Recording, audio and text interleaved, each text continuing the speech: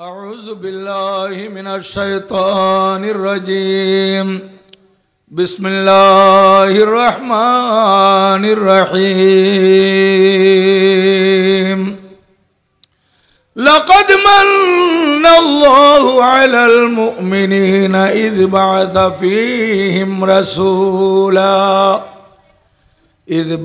فيهم رسولا من أنفسهم يتلو عليهم آياته ويزكيهم ويعلمهم الكتاب والحكمة وإن كانوا من قبل لفي ضلال مبين صدق الله مولانا العظيم وصدق رسوله النبي الحبيب الكريم مولاي صل وسلم وبارك عليه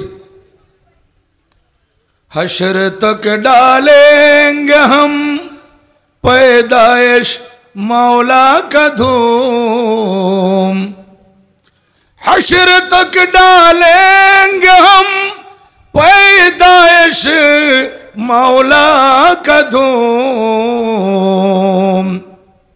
मिस्ल फारस नजद के किला गिराते जाएंगे हश्र तक डालेंगे हम खाके हो जाए अदब जल कर मगर हम तो रजा खाके हो जाए अदो जल कर मगर हम तो रजा दम में जब तक दम रहे जिक्र उनका सुनाते जाएंगे दम में जब तक दम रहे जिक्र उनका सुनाते जाएंगे मिस्ल फारस नजद के किला गिराते जाएंगे हश्र तक डालेंगे हम। पवित्र जश्न ईद मिलादुन्नबी सल्लल्लाहु अलैहि वसल्लम उद्यापन ओ पवित्र शहादाए करबलार स्मरणे गाउसिया कमिटी बांग्लादेश फटिकछड़ी उपजेला उत्तरेर अंतर्गत सुंदरपुर यूनियनस्थ दक्षिण सुंदरपुर बांदेरपाड़ शाखार व्यवस्थापनाय एलाकार सर्वस्तरेर सहज सरल सुन्नी मुसलमानदेर सहयोगिताय आंतरिकताय बधान्यताय प्रति बछरेर न्याय এই বছরও बड़ सुंदर परिवेशे विशाल आकारे आयोजित ए आजिमुशान सुन्नी सम्मेलनेर स्नेहधन्य सभापति अत्र शाखार उपदेष्टा एवं चट्टग्राम कर्णफुली थानार अंतर्गत तैयबिया नजरिया सुन्निया दाखिल माद्रासा सुयोग्य सुपार आपनादेर एलाकार कृति सन्तान मुजाहिदे मिल्लत जनाबे अल्लामा मौलाना मोहम्मद नूर मियाल कादरी जिदा मजदहो इल्मुहु আমলহু শরফুহ আজকের মাহফিলের অন্যতম আকর্ষণ ঐতিহ্যবাহী ফটিকছড়ি জামিউল উলুম সিনিয়র ফাজিল তথা ডিগ্রি মাদ্রাসার স্বনামধন্য সিনিয়র আরবি প্রভাষক असंख्य उलमा एकरामेर उस्ताद एवं गौसिया कमिटी बांग्लादेश ফটিকছড়ি উপজেলা শাখা উত্তরের বারবার নির্বাচিত সভাপতি মুজাহিদে মিল্লাত জনাবে আলহাজ মৌলানা খাজা মোহাম্মদ আবু তাহের আল কাদরি দামা আকবালো মাহফিলে উপস্থিত আছেন গৌসিয়া কমিটি বাংলাদেশ সুন্দরপুর ইউনিয়ন শাখার সম্মানিত সভাপতি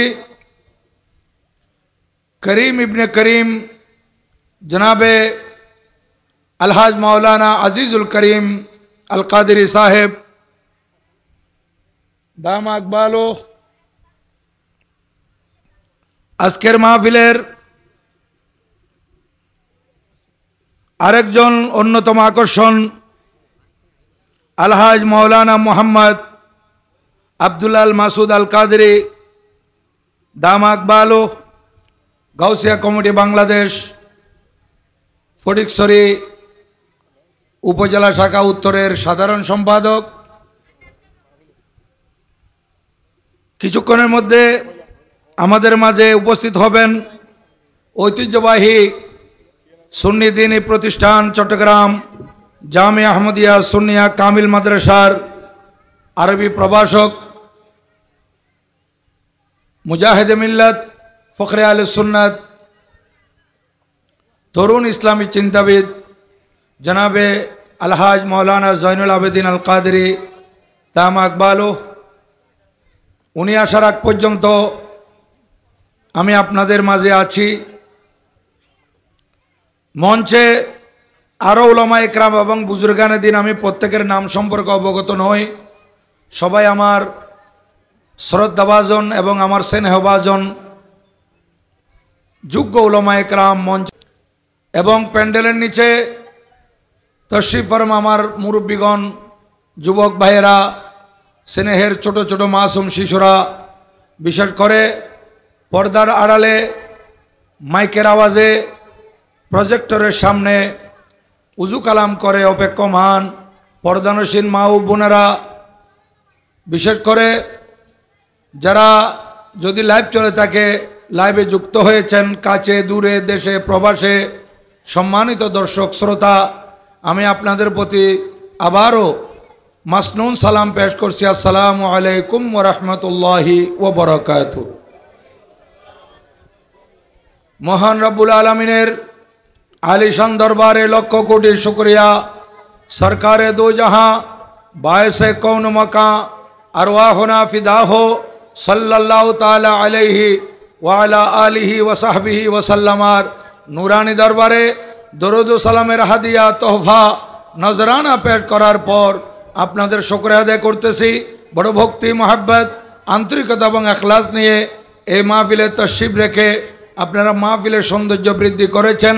যারা মঞ্চে তশরিফ রেখে মঞ্চ আলোকিত করেছেন কিংবা যারা প্যান্ডেলের নিচে বসে মাহফিলের সৌন্দর্য বৃদ্ধি করেছেন বা যারা প্রজেক্টরের সামনে কিংবা ঘরে দুয়ারে পর্দার আড়ালে ওয়াজ ও নসিহত শুনতেছেন, মা বোনেরা লাইভ চললে যারা লাইভে যুক্ত হয়েছেন কাছের দূরে দেশে প্রবাসে দর্শক শ্রোতা, আমি আপনাদের প্রত্যেকের জন্য মহান রবের দরবারে দোয়া করি কাল কঠিন হাসরের দিবসে যেদিন নফসি নফসি রব হবে, মানুষ দিক বেদিক ছুটাছুটি করবে, আল্লাহ তাআলার কহরার গজব থেকে বাঁচার জন্য, জাহান্নাম থেকে নাজাত পাওয়ার জন্য, কিয়ামতের ভয়াবহতা থেকে পরিত্রাণ পাওয়ার জন্য মানুষ যখন আশ্রয় খুঁজবে, ওই কঠিন পরিস্থিতিতে আজকের এই আজিমুশান 25তম সুন্নি সম্মেলন আমাদের প্রত্যেকের জন্য নাজাত এবং মুক্তির উসিলা হোক। জবান খুলে উচ্চস্বরে বলুন আমিন। সম্মানিত উপস্থিতি, মুজাহিদে মিল্লাত মৌলানা খাজা আবু তাহের আল কাদরি সাহেব দীর্ঘক্ষণ আপনাদের মাঝে নির্দিষ্ট বিষয়ের উপর তকরির পেশ করেছেন। আমার পরও ইনশাল্লাহ তকরির হবে। নির্দিষ্ট সময়ে মাহফিল সমাপ্ত হবে, মিলাদ কিয়াম সালাতু সালাম আখরে মুনাজাত হবে, হয়তো তবরুক বিতরণও হবে ইনশাল্লাহ। মাঝখানে আমি আপনাদের থেকে দোয়া নেওয়ার জন্য উপস্থিত হয়েছি।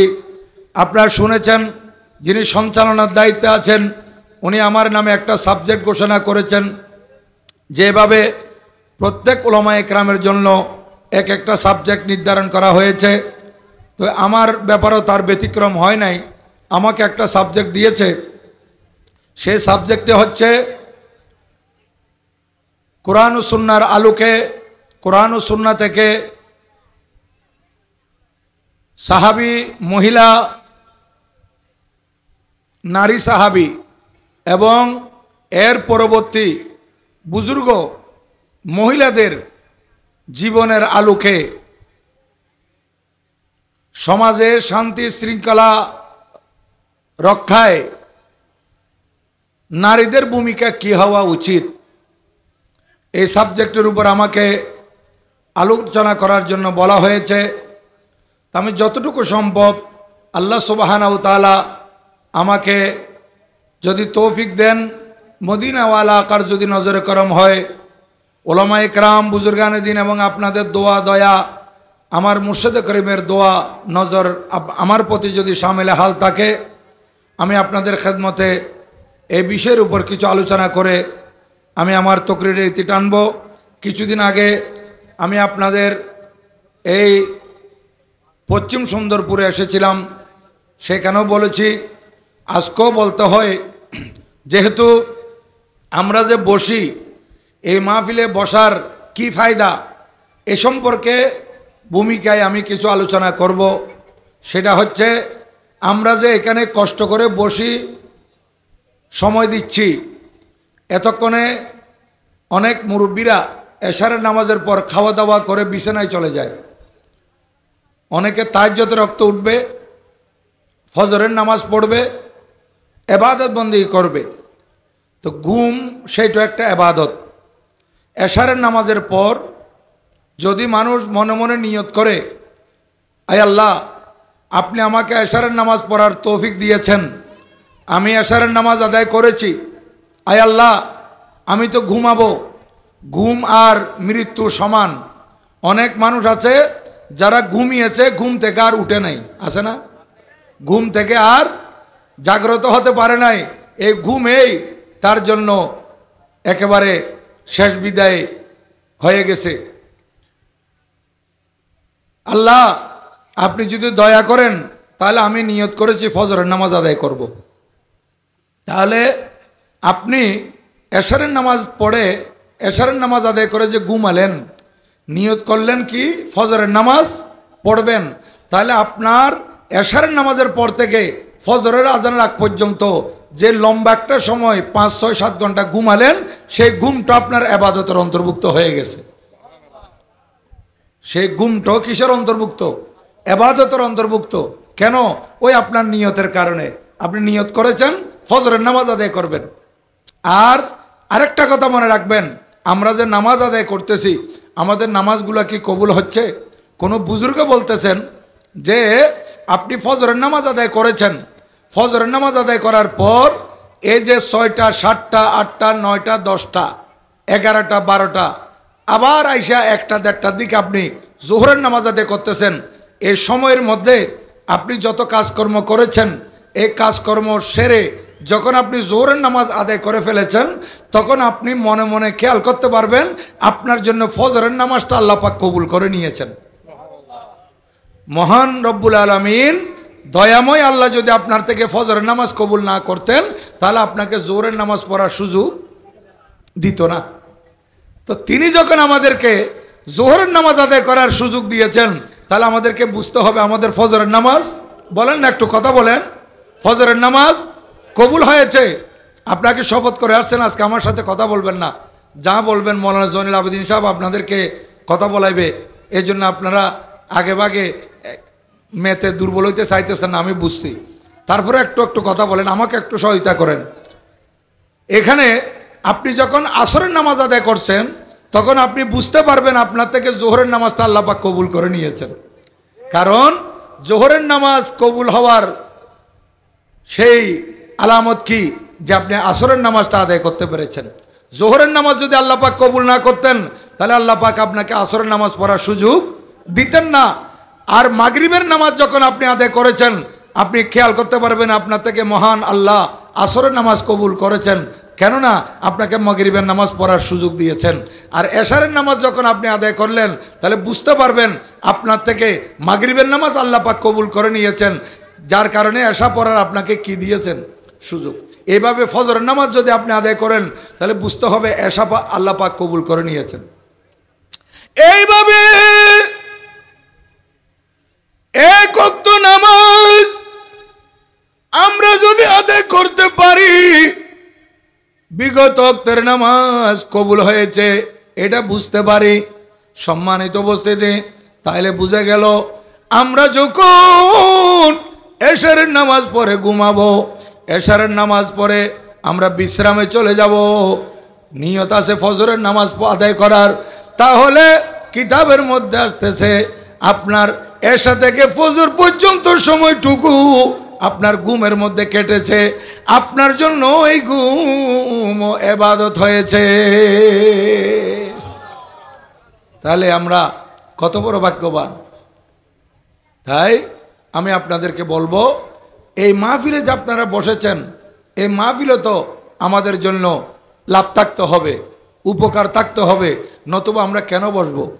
তো আমি বলেছিলাম ওই দিন মাহফিলে যে যারা স্বপ্নের তাবির কারক, বড় বড় কিতাব লিখেছেন স্বপ্নের ব্যাখ্যার উপর, যেমন আমরা ঘুমালে স্বপ্নে দেখি, স্বপ্নে অনেক কিছু দেখি, সকালবেলা আলেম ওলামাদের থেকে জিজ্ঞাসা করি অথবা 2-3 দিন পর জিজ্ঞাসা করি, হুজুর আমি স্বপ্নে দেখলাম এরকম একটা জিনিস, এটার ব্যাখ্যা কি হতে পারে?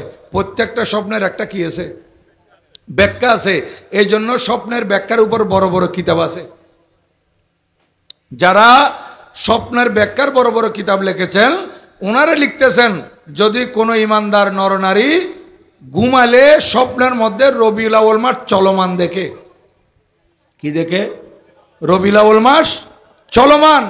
এটা যখন স্বপ্নে দেখছে তাহলে বুঝতে হবে এর একটা ব্যাখ্যা আছে। শুধুমাত্র রবিউল আউয়াল মাস চলমান দেখছে, রবিউল আউয়াল মাসে মাহফিল করতেছে সেইটাও দেখে নাই, জুলুস করতেছে সেইটাও দেখে নাই, মানুষদেরকে খানা খাওয়াচ্ছে সেটাও দেখে নাই, শুধুমাত্র দেখতে যে মাস চলতেছে কোন মাস? রবিউল আউয়াল মাস। এর ব্যাখ্যা হচ্ছে যে ওই যে দেখেছেন ইনি বিয়ে করেছেন, দীর্ঘদিন হয়ে গেছে, সন্তান হচ্ছে না, তাহলে বুঝতে পারবে আল্লাহ পাক সুবহানাহু ওয়া তাআলা যখন তাকে স্বপ্নের মধ্যে রবিউল আউয়াল মাস স্বপ্নে দেখার একটা সুযোগ করে দিয়েছেন, নিশ্চয় অচিরেই আল্লাহ পাক সুবহানাহু ওয়া তাআলা তাকে কুল জুড়ে সন্তান দান করবে। বড় করে বলেন না সুবহানাল্লাহ। মুসলমান শুধুমাত্র রবিউল আউয়াল মাস স্বপ্নে দেখার কারণে যদি ওই বান্দা নিঃসন্তান হয়ে থাকে, বেআওলাদ হয়ে থাকে, লা আওলাদ হয়ে থাকে, আল্লাহ জাল্লা মজদু ওনাকে সন্তান দান করবেন স্বপ্নে রবিউল আউয়াল মাস দেখার কারণে। এর আরেকটা ব্যাখ্যা হচ্ছে, যদি রবিউল আউয়াল মাস যিনি স্বপ্ন দেখেছেন উনি যদি অসুস্থ হন, উনি যদি রোগাক্রান্ত হন, তাহলে বুঝতে হবে আল্লাহ জাল্লা মজদু ওনাকে অচিরেই রোগ থেকে সেবা দিয়ে দিবে। কয়টা ব্যাখ্যা হলো? দুইটা।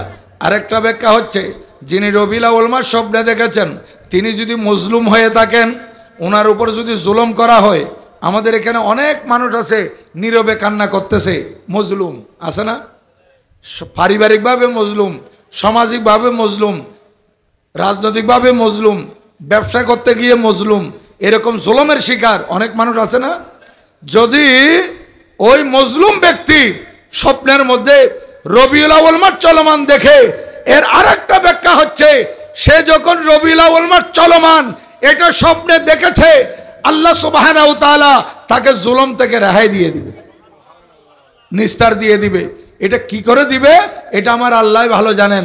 আল্লাহ পাক সুবহানাহু ওয়া তাআলা তাকে যেভাবে নাজাত দিতে হয়, পরিত্রাণ দিতে হয়, রেহাই দিতে হয়, নিস্তার দিতে হয়, আল্লাহ পাক সেভাবে দিয়ে দিবে। হয়তো জালেমকে উঠে নিবে, জালেম যে জুলুম করতেছে তাকে আল্লাহ পাক মৃত্যু দিয়ে দিবে এই বান্দাকে বাঁচানোর জন্য। তাহলে দেখেন স্বপ্নের মধ্যে শুধু রবিউল আউয়াল মাস চলমান, এটা স্বপ্নে দেখার কারণে যদি নিঃসন্তান হলে যদি তার কাছে সন্তান আসে, যদি রোগী হয় সে যদি শেফা পায়, যদি মজলুম হয় সে যদি জুলুম থেকে রক্ষা পায়, তাহলে আমরা তো জাগ্রত অবস্থায়। আমরা এখন কি অবস্থায়? জাগ্রত অবস্থায়। রবিউল আউয়াল মাস শুধু চলমান এটা নয়, এখন তো মাহে রবিউল আউয়াল। আমরা রবিউল আউয়াল মাসে মিলাদুন নবীর মাহফিল করতেছি। এই রবিউল আউয়াল মাসে জশ্নে ঈদে মিলাদুন নবী সাল্লাল্লাহু আলাইহি ওয়াসাল্লাম উপলক্ষে সুন্নি সম্মেলন করতেছি, এখানে দরুদ শরীফ পড়তেছি, এখানে ওয়াজ শুনতেছি, কোরআন হাদিসের বয়ান হচ্ছে এবং এখানে তবরুকের ব্যবস্থা আছে। তাহলে এতগুলো ভালো কাজ আপনারা রবিউল আউয়াল উপলক্ষে করতেছেন। আমার নবীজির আগমন উপলক্ষে, নবীজি যে আগমন করেছেন আজ থেকে ১৫০০ বছর আগে, কয় হাজার? ১৫০০। এই বছর যে রবিউল আউয়াল মাস, এটা বরাবর আপনারা যদি বা ২৫তম মাহফিল করতেছেন, কিন্তু এটা হচ্ছে ১৫০০তম। কত? ১৫০০তম। আল্লাহ পাক সুবহানাহু ওয়া তাআলা আমার নবীজিকে দুনিয়াতে পাঠিয়েছেন আজ থেকে ১৫০০ বছর আগে, বরাবর ১৫০০ বছর আগে, ১৫০০ বছর। তাহলে বুঝা গেল স্বপ্নের মধ্যে রবিউল আউয়াল মাস দেখলে সে যদি এতটুকু উপকার পাই। আমরা জাগ্রত অবস্থায় মিলাদুন নবীর মাহফিলে বসেছি, ওয়াজ নসিহত শুনতেছি, জিকির আজকার চলতেছে, মিলাদ কোরআন হাদিসের বয়ান হচ্ছে, আল্লাহর নবীজিকে আমরা সালাম দেব, এতগুলো ইবাদত আমরা করতেছি, তাহলে আমরা কেন বঞ্চিত হব? বুঝা গেল এই মিলাদুন নবী সাল্লাল্লাহু আলাইহি ওয়াসাল্লামের মাহফিলে আমরা বসেছি, আমরা কেউ খালি হাতে যাব না। শুধু তাই নয়, এখানে আপনারা যে বসেছেন অনেকের অনেক মকসদ থাকতে পারে। কারো মেয়ের জন্য, উপযুক্ত মেয়ের জন্য একটা পাত্রের দরকার, আপনার পাত্র খুঁজতেছেন, আপনার মেয়ে উপযুক্ত হয়েছে, অথবা আপনি দেখতেছেন এখানে আপনার ব্যবসা মন্দা চলতেছে, আপনি মনে মনে খেয়াল করতেছেন আমার ব্যবসাটা একটু ভালো চলুক, আমার ব্যবসাটা একটু ভালো চলুক। আবার অনেকে খেয়াল করতেছেন আমার ছেলে বিদেশের মধ্যে আছে, একামা সমস্যা, কফিল সমস্যা। এই মাহফিলে বসেছেন, মনে মনে নিয়ত করবেন, নাই আল্লাহ আমার ছেলে বিদেশের বাড়িতে আছে, আমার ছেলে একামা পাচ্ছে না, আমার ছেলে কফিল, এটা ভালো না। আয় আল্লাহ বিদেশের বাড়িতে আমার ছেলেটা যাতে এই কফিল থেকে রেহাই পায়, একামাটা পেয়ে যায়। মিলাদুন নবী সাল্লাল্লাহু আলাইহি ওয়াসাল্লামের মাহফিলে বসেছি, এই উসিলে দোয়া করতেছি, আয় আল্লাহ আমি দোয়া করতেছি আমার মেয়ের জন্য একটা পাত্রের দরকার, আল্লাহ যোগ্য পাত্র চাই মিলাদুন নবী সাল্লাল্লাহু আলাইহি ওয়াসাল্লামের উসিলায়। আরেকজন নিয়ত করছেন আমার ব্যবসা মন্দা চলতেছে, আল্লাহ আমার হালাল ব্যবসার মধ্যে বরকত দাও। এইভাবে এক একজন এক এক নিয়ত করে বসেছেন। হযরতে সৈয়দনা ইমামে আব্দুল বাকি জুরকানি রাদিয়াল্লাহু তাআলা আনহু, উনি জুরকানি আলাল মাওয়াহিবের মধ্যে লিখতেছেন, ওনার বিশ্ববিখ্যাত কিতাব, ওই কিতাবে বলতেছেন ওয়ামিন খাওয়াসি আন্নাহু জুররিবা, ওয়ামিন খাওয়াসি, এটা মিলাদুন নবীর মাহফিলের কিছু বিশেষত্বর মধ্যে এটা একটা পরীক্ষিত ব্যাপার। এটা বারবার পরীক্ষা করা হয়েছে, মিলাদুন নবীর মাহফিল করলে কি ফায়দা হয়। আজকের পরীক্ষা নয়, এক মাস আগের নয়, গত বছর নয়, ২-৩ বছর আগে নয়, এক যুগ আগে নয়, শত শত শত বছর আগে এই মিলাদুন নবী সাল্লাল্লাহু আলাইহি ওয়াসাল্লামের মাহফিল নিয়ে পরীক্ষা করা হয়েছে যে উদ্দেশ্য সফল হয় কিনা। বলতেছে ওয়ামিম্মা জুররিবা আন্নাহু আমানুন ফি হাযাল আম ওয়া বুশরা আজিলাতুন বিনাইলিল বাগিয়াত ওয়াল মুরাম। বলতেছেন এই মাহফিল যারা করবে, আজকে আলহাজ মনুমিয়া সওদাগর জামে মসজিদ ময়দানে এই মাহফিল হচ্ছে। এই মাহফিল যদিও বা জামে মসজিদ ময়দানে হচ্ছে, কিন্তু পুরো এলাকা সারা বছর নিরাপদে থাকবে। এই মাহফিলের উসিলায় সারা বছর আল্লাহ পাক এই এলাকাকে কি রাখবেন? নিরাপদে রাখবেন। শুধু তাই নয়, বলতেছেন ওয়াবুশরা আজিলাতুন বিনাইলিল বাগিয়াত ওয়াল মুরাম। এই মাহফিলে বসার কারণে আপনাদের যে মনের মধ্যে নেক নিয়ত আছে, ভালো উদ্দেশ্য আছে, নেক উদ্দেশ্য আছে, আল্লাহ সুবহানাহু ওয়া তাআলা অচিরেই আপনাদের উদ্দেশ্য সফল করে দিবে। তাইলে দেখেন মিলাদুন নবীর মাহফিলে বসলে কি ফায়দা। এই জন্য তো আজকে 25তম মাহফিল, এটা ধারাবাহিক উপকৃত হচ্ছে বিদায় প্রত্যেকে এই মাহফিল করার জন্য টাকা দিতেছে, পয়সা দিতেছে। দিন দিন এই মাহফিল সুন্দর হচ্ছে, বড় হচ্ছে। এই মাহফিলের মধ্যে ওলামা একরাম আনতেছেন, এক এক বছর এক একজন ওলামা একরাম পরিবর্তন করে করে এনে এক এক ফুলের এক এক সুবাস আপনাদের মাঝে ছড়াচ্ছে, সুন্নিয়তের আলো ছড়াচ্ছে, ঈমানের জ্যোতি ছড়াচ্ছে, ইসলামের আলো বিতরণ করতেছে। এটা কেন? যেহেতু এটার মধ্যে উপকার পাওয়া যাচ্ছে। এইবার উপকার পাবেন, আগামী বছর আরো সুন্দর হবে মাহফিল ইনশাআল্লাহ। যাই হোক, আমি কথা আর সেদিকে যাচ্ছি না, ভূমিকার মধ্যে কিছু কথা বললাম। এখন আমি আমার মূল সাবজেক্টের মধ্যে আসতেছি। সেই সাবজেক্টটা হচ্ছে কি, যে আমি যেটা বললাম নারী সাহাবী, নবীজির সাহাবা একরামের মধ্যে নবীজিকে দেখে যারা ঈমান এনেছেন, কপালের চোখে নবীজিকে দেখে, কিংবা অন্ধ সাহাবী নবীজিকে কপালের চোখে দেখেন নাই, মোহব্বত নিয়ে নবীজির সোবত পেয়ে কলমা পড়েছেন, নবীজির দরবারে কলমা পড়েছেন। এরকম পুরুষ সাহাবী আছে, নারী সাহাবিয়া আছে। পুরুষদেরকে সাহাবী বলে, পুরুষদেরকে কি বলে? সাহাবী। আর নারীদেরকে বলে সাহাবিয়া। নারীদেরকে কি বলে? সাহাবিয়া। এই পুরুষ সাহাবী এবং নারী সাহাবিয়া এরা বড় ভাগ্যবান। এদের ব্যাপারে আল্লাহ পাক সুবহানাহু ওয়া তাআলা কোরআনুল কারীমে ইরশাদ করেন, ওয়া কুল্লান ওয়াদাল্লাহুল হুসনা। যে সমস্ত সাহাবী এবং সাহাবিয়া আল্লাহর নবীজির কাছে গিয়ে নবীজির সোবত পেয়ে কলমা পড়ে মুসলমান হওয়ার পর একেবারে মৃত্যু পর্যন্ত, এন্তেকাল পর্যন্ত ঈমানের উপর অটল ছিলেন, এরা কত বড় দামি! ওই সাহাবী সাহাবিয়া, ওই নারী সাহাবী পুরুষ সাহাবী কত বড় দামি! দেখেন আল্লাহ সুবহানাহু ওয়া তাআলা এদের প্রত্যেকের জন্য জান্নাতের ওয়াদা করেছে। যারা আমার নবীজিকে দেখে কলমা পড়েছেন, এদের জন্য আমার আল্লাহ সুবহানাহু ওয়া তাআলা ওয়াদা করেছেন কিসের বলেন? জান্নাতের। এবং আল্লাহ পাক সুবহানাহু ওয়া তাআলা কোরআনুল কারীম আরো বলেছেন, রাদিয়াল্লাহু আনহুম ওয়া রাদু আন। ওনারা আল্লাহর উপর সন্তুষ্ট এবং আল্লাহ সুবহানাহু ওয়া তাআলা ওনাদের উপর সন্তুষ্ট। দেখেন, আমরা কি বলতে পারবো একিনের সাথে যে আল্লাহ পাক আমার উপর রাজি হয়ে গেছেন? বলতে পারবো? আপনারা মনে করতেছেন মৌলানা জুবাই সাহেব, উনি জামিয়া মসজিদের খতিব, উনি জামিয়ার শিক্ষক ছিলেন, উনি সুন্নি নুরানি বুট করছেন, এতগুলো করার পরও আমি কি বলতে পারবো আমার উপর আল্লাহ পাক সন্তুষ্ট হয়ে গেছেন? বলেন পারবো? না। কিন্তু আমরা আশা ছাড়বো না। আল্লাহ পাক কি বলেছেন? লা তাকনাতু মির রাহমাতিল্লাহ, আল্লাহর রহমত থেকে বঞ্চিত হইও না। আমরা আশা করব আল্লাহ পাক আমাদের উপর রাজি হবেন, কিন্তু নিশ্চিত করে বলার কোনো সুযোগ নাই। কিন্তু সাহাবায়ে কেরাম একমাত্র বলতে পারবেন নিশ্চিত করে আল্লাহ পাক ওনাদের উপর সন্তুষ্ট। এটা নসখাতি কোরআনে পাকের মধ্যে আছে, রাদিয়াল্লাহু আনহুম ওয়া রাদু আন। ওনারও আল্লাহর উপর সন্তুষ্ট, আল্লাহ তাআলা ওনাদের উপর সন্তুষ্ট। তাহলে এবার বুঝেন, এই সাহাবায়ে কেরাম যারা আজকে যে সমস্ত সাহাবায়ে কেরাম আমার নবীজির সোবত পেয়েছেন, এরা কত বড় দামি। আর সোবত এটা একেবারে 1 মিনিটের জন্য হতে পারে।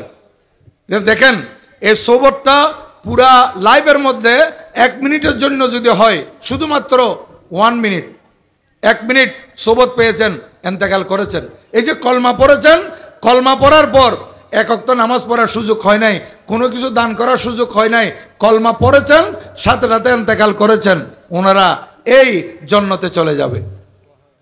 ওনাদের উপর আল্লাহ পাক রাজি হয়ে গেছেন। কারণ আল ইসলামু ইয়াহদিমু মা কানা ক্বাবলাহু, ইসলাম কবুল করার সাথে সাথে বিগত জীবনের সব মাফ হয়ে যায়। আগে যা করছে, কুফরি করুক, শিরিক করুক, অন্যায় করুক, জুলুম করুক, সব আল্লাহ পাক কি করে দিয়েছেন? মাফ করে দিয়েছেন। কি পড়ার কারণে? কলমা পড়ার কারণে, ইসলাম কবুল করার কারণে। এবার কলমার পাওয়ার দেখেন, ইসলামের পাওয়ার দেখেন। ইসলাম কবুল করেছেন, সব মাপ। এরকম নারী সাহাবিয়া দেখা যাচ্ছে কিতাবের মধ্যে অত্যাচারিত বেশি নারী সাহাবী। ইসলামের মধ্যে সর্বপ্রথম নারী সাহাবীদের মধ্যে হযরতে সুমাইয়া রাদিয়াল্লাহু তাআলা আনহা, উনি ইসলামের প্রথম শহীদ। আজকে আমি মা বোনদের উদ্দেশ্যে বলবো, নারী সাহাবী ওনাদের জীবনের আলোকে আপনারা যদি জীবন সাজাতে পারেন। আজকে আমার সাবজেক্টটা মা বোনদেরকে নিয়ে। আজকে যদিও বা মা বোনদেরকে নিয়ে আপনাদেরও সহযোগিতা লাগবে। আপনারা যারা এখানে স্বামী আছেন, বাবা আছেন, ভাই আছেন, কোনো নারীর স্বামী, কোনো নারীর বাবা, কোনো নারীর আপনি দাদা, আপনারা কোনো নারীর আপনারা আত্মীয় এইভাবে থাকতে পারেন, আপনাদেরও সহযোগিতা লাগবে। এই নারীর ব্যাপারে তকরির হবে, কিন্তু আপনারা এই ঘরটা সুন্দর করে সাজানোর জন্য আপনারা পুরুষদেরও সহযোগিতা লাগবে। এই নারী মহিলা সাহাবী হযরতে সুমাইয়া, উনি প্রথমে কৃতদাসী ছিলেন, উনার উপর অত্যাচার, উনাকে পরবর্তীতে আজাদ করে বিয়ে দেওয়া হয়েছিল হযরতে আম্মার, হযরতে সৈয়দনা ইয়াসর রাদিয়াল্লাহু তাআলার কাছে। হযরতে ইয়াসর উনি ইয়েমন থেকে এসেছিলেন মক্কা শরীফ। সে মক্কা শরীফে কুরাইশের এক সম্ভ্রান্ত পরিবারের ব্যক্তি ওনাকে আশ্রয় দিয়েছিলেন এবং ওনার আচার ব্যবহার, কথাবার্তা, লেনদেন এগুলো সুন্দর দেখে হযরতে সুমাইয়ার সাথে ওনাকে শাদী করাইয়ে দিয়েছিলেন। কিন্তু হযরতে ইয়াসর এবং হযরতে সুমাইয়া দুইজনেই আমার নবীজির উপর কলমা পড়ে দিয়েছেন। এই কলমা পড়ার কারণে ওনাদের উপর নির্যাতনের স্টিম রোলার চলেছিল। যে হযরতে ইয়াসর ইয়েমন থেকে আসছিলেন, আমার নবীজির কলমা এখনো পড়েন নাই, হয়তো নবীজি এখনো কলমার প্রচার করতেছেন না, কলমার দাওয়াত দিতেছেন না। হযরতে ইয়াসর উনি স্বপ্নে দেখেছিলেন এই ইয়েমন থেকে মক্কা শরীফ চলে যাওয়ার জন্য। উনি স্বপ্নে দেখেছেন আখিরি জামানার নবী দুনিয়াতে তশরিফ আনতেছেন, তুমি যাও মক্কা শরীফ গিয়ে ওনার হাতে হাত দিয়ে তুমি কলমা পড়ে দাও, তুমি সাহাবী হয়ে যাবে। উনি আসছিলেন ইয়েমন থেকে, আর এদিকে তখনও আমার নবীজি কলমার দাওয়াত দিচ্ছেন না।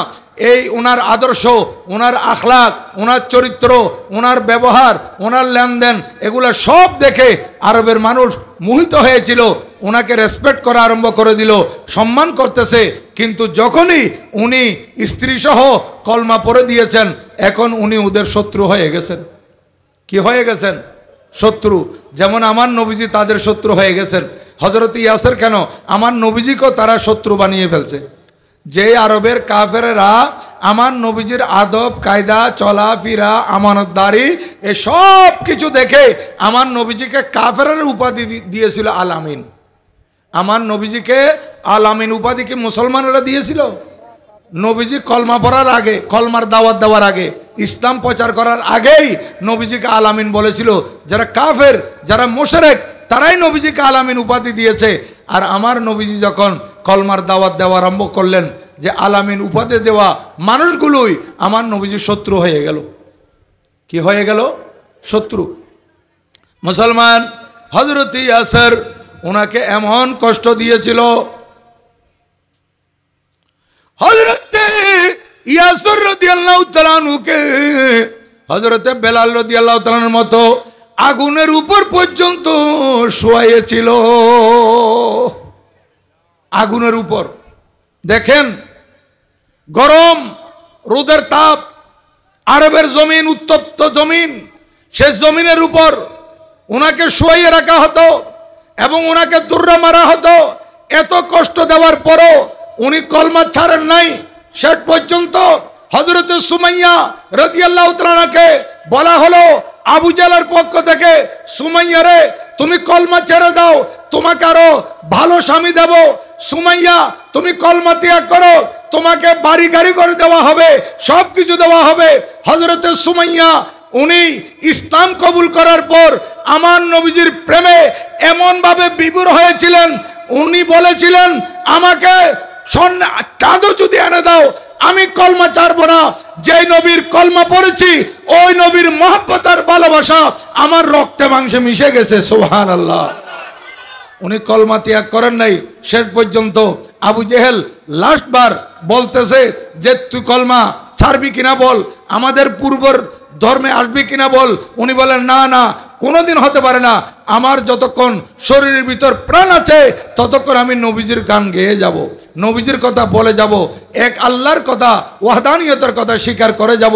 আবু জেহেল রাগান্বিত হয়ে, বর্ষা ছিল তার হাতের মধ্যে, সে বর্ষা মেরেছিল ওনার নিচের পেটের মধ্যে। হজরতে সুমাইয়া রাদিয়াল্লাহু তাআলা আনহু রক্তে রঞ্জিত হয়ে গেছেন, সেখানে শাহাদত বরণ করেছিলেন। ওইদিকে হজরত ইয়াসার রাদিয়াল্লাহু তাআলা আনহুকে শুলির মধ্যে দিয়ে শহীদ করে দিয়েছে। মা এবং বাবা ওনারা দুইজন স্বামী স্ত্রী ছিলেন। এই স্বামী স্ত্রী থেকে একটা ছেলে হয়েছিল, সেই ছেলের নাম ছিল আম্মার রাদিয়াল্লাহু তাআলা আনহু। এই আম্মারের মা, আম্মারের বাবা দুইজনকেই যখন শহীদ করে দেওয়া হলো, এখন হজরতে আম্মারের পালা। আমার নবীজি ওই রাস্তা দিয়ে যাওয়ার পথে দেখেছিলেন যে ওনাদের উপর অত্যাচার চলতেছে। আমার নবী বলেছিলেন, ইসবিরু ইয়া আলা ইয়াসার, এই ইয়াসারের পরিবার, ইয়াসার তোমরা একটু সবর করো, ফাইন্না মাওয়াদাতাকুমুল জান্নাহ, তোমাদের জন্য জান্নাতের সুসংবাদ আছে, ওয়াদা আছে। দেখেন, এত নির্যাতন করার পরও ওনারা কলমা ত্যাগ করেন নাই। হজরতে সুমাইয়া রাদিয়াল্লাহু তাআলা আনহা ইসলামের প্রথম শহীদ। তো এখান থেকে আমাকে যে সাবজেক্ট দেওয়া হয়েছে, এ হজরতে সুমাইয়া রাদিয়াল্লাহু তাআলা আনহার জীবন থেকে আমাদের মা বোনেরা কী শিক্ষা নিল? ধৈর্যের শিক্ষা। কিসের শিক্ষা? ধৈর্যের শিক্ষা, সবরের শিক্ষা। এখন তো আমার মা বোনেরা একটুতেই রাগান্বিত হয়ে যায়, একটুতেই বেসবরি হয়ে যায়। না, কোনো অবস্থাতে বেসবরি হওয়া যাবে না, অধৈর্য হওয়া যাবে না। নবীজির সাহাবিয়া মহিলাদের, নারী সাহাবিয়াদের জীবন থেকে আপনারা একটু করে শিক্ষা নেন, দেখবেন কাল হাসরের ময়দানে আপনারাও ওই সাহাবিয়াদের সাথে আপনাদের হাসর হবে। যদি ওনাদেরকে ফলো করেন, ওনাদেরকে নিজের মডেল হিসেবে ব্যবহার করেন, মডেল মনে করেন, ওনাদের আদর্শ আপনাদের বাস্তব জীবনে প্রতিফলন ঘটাতে পারেন, তাহলে দেখবেন আপনারা কিয়ামতের ময়দান ওনাদের সঙ্গী হতে পারবেন, ওনাদের সাথে থাকতে পারবেন, ওনাদের সাথে জান্নাতে যেতে পারবেন। হযরত সুমাইয়া রাদিয়াল্লাহু তাআলা আনহা থেকে আমাদের মা বোনেরা ধৈর্যের শিক্ষা নিতে হবে।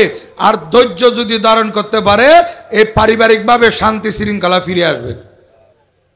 এই যে বলতেছে সামাজিকভাবে শান্তি শৃঙ্খলা রক্ষায় নারীদের কেমন ভূমিকা রাখা উচিত। হযরতে সুমাইয়া রাদিয়াল্লাহু তাআলা একজন সাহাবী মহিলা, ওনার থেকে আমরা শিক্ষা নিলাম যে আমার মা বোনেরা ধৈর্য ধারণ করবে। দুনিয়ার উপর কত কিছু আসবে, কত জুলুম, কত অত্যাচার।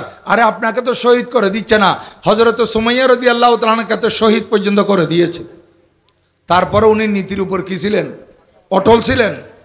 এক চুল পরিমাণ এদিক সেদিক হয় নাই।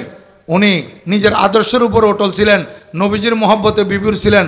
আমাদের মা বোনেরা যদি নবী প্রেমে বিভোর হয়ে নিজের ধৈর্যের বাঁধ না ভেঙে ধৈর্য ধারণ করে, পারিবারিকভাবে সামাজিকভাবে অনেক কিছু হতে পারে, তারপরে এগুলা মোকাবেলা করতে হবে ধৈর্যের মাধ্যমে। একজন সাহাবিয়া থেকে আমরা এটা শিক্ষা নিলাম। এবার আসেন হযরতে জুনাইরা রাদিয়াল্লাহু তাআলা আনহা। হযরতে জুনাইরা উনি একজন সাহাবিয়া মহিলা, উনিও আবার কৃতদাসী ছিলেন, বনি মখজুমার এক লোকের কৃতদাসী। এখন এই কৃতদাসী আমার নবীজি যখন কলমার দাওয়াত দেওয়া আরম্ভ করলেন, এই মহিলা, দাসী মহিলা আমার নবীজির কলমা পড়ে দিয়েছেন। দেখেন, এই সমস্ত ঘটনাগুলো শুনলে গায়ের লোম খাড়া হয়ে যায়। এরা কলমা পড়ার কারণে এদের উপর কত বড় নির্যাতন, কত বেশি নির্যাতন চালানো হয়েছিল।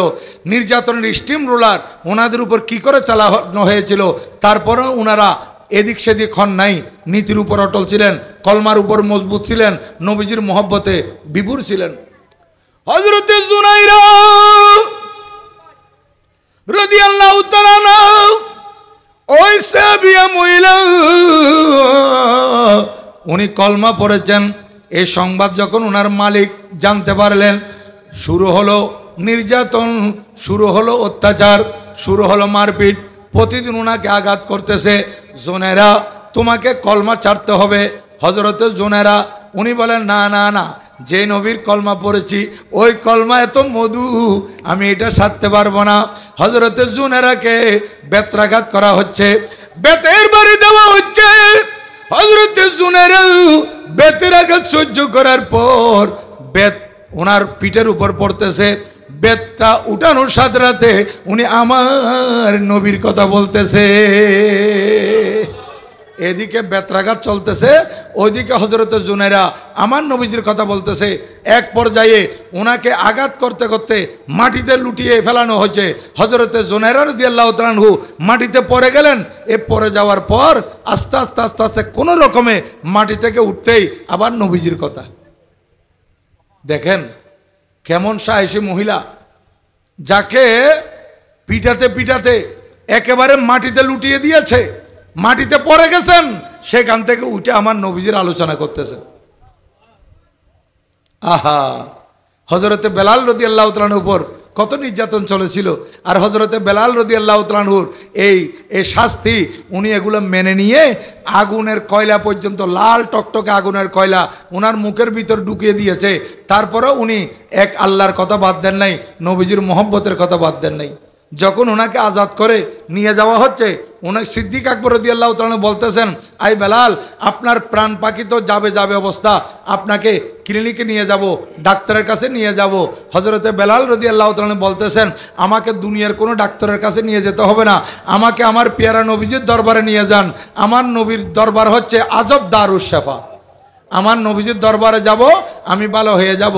উনি বলতেছেন, মেরা বিরদে लब है नबी नबी, मेरा विरदे लब है नबी नबी, मेरा दिल मकाम हबीब है, मेरा विरदे लब है नबी नबी, मेरा दिल मकाम हबीब है, मैं मरीज़ इश्क़ रसूल हूँ, मैं मरीज़ इश्क़ रसूल हूँ। की बोलतेছেন, वो हबीब मेरा तबीब है, मैं मरीज़ इश्क़ रसूल हूँ, वो हबीब मेरा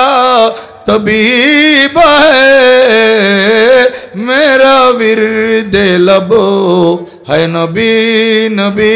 হযরতে বেলাল বলেন, আমার মুখের মধ্যে নবী নবী জিকির থাকবে, আর আমাকে নবীজির দরবারে নিয়ে যাও, কেননা আমি হলাম নবীজির মোহব্বতের রোগী।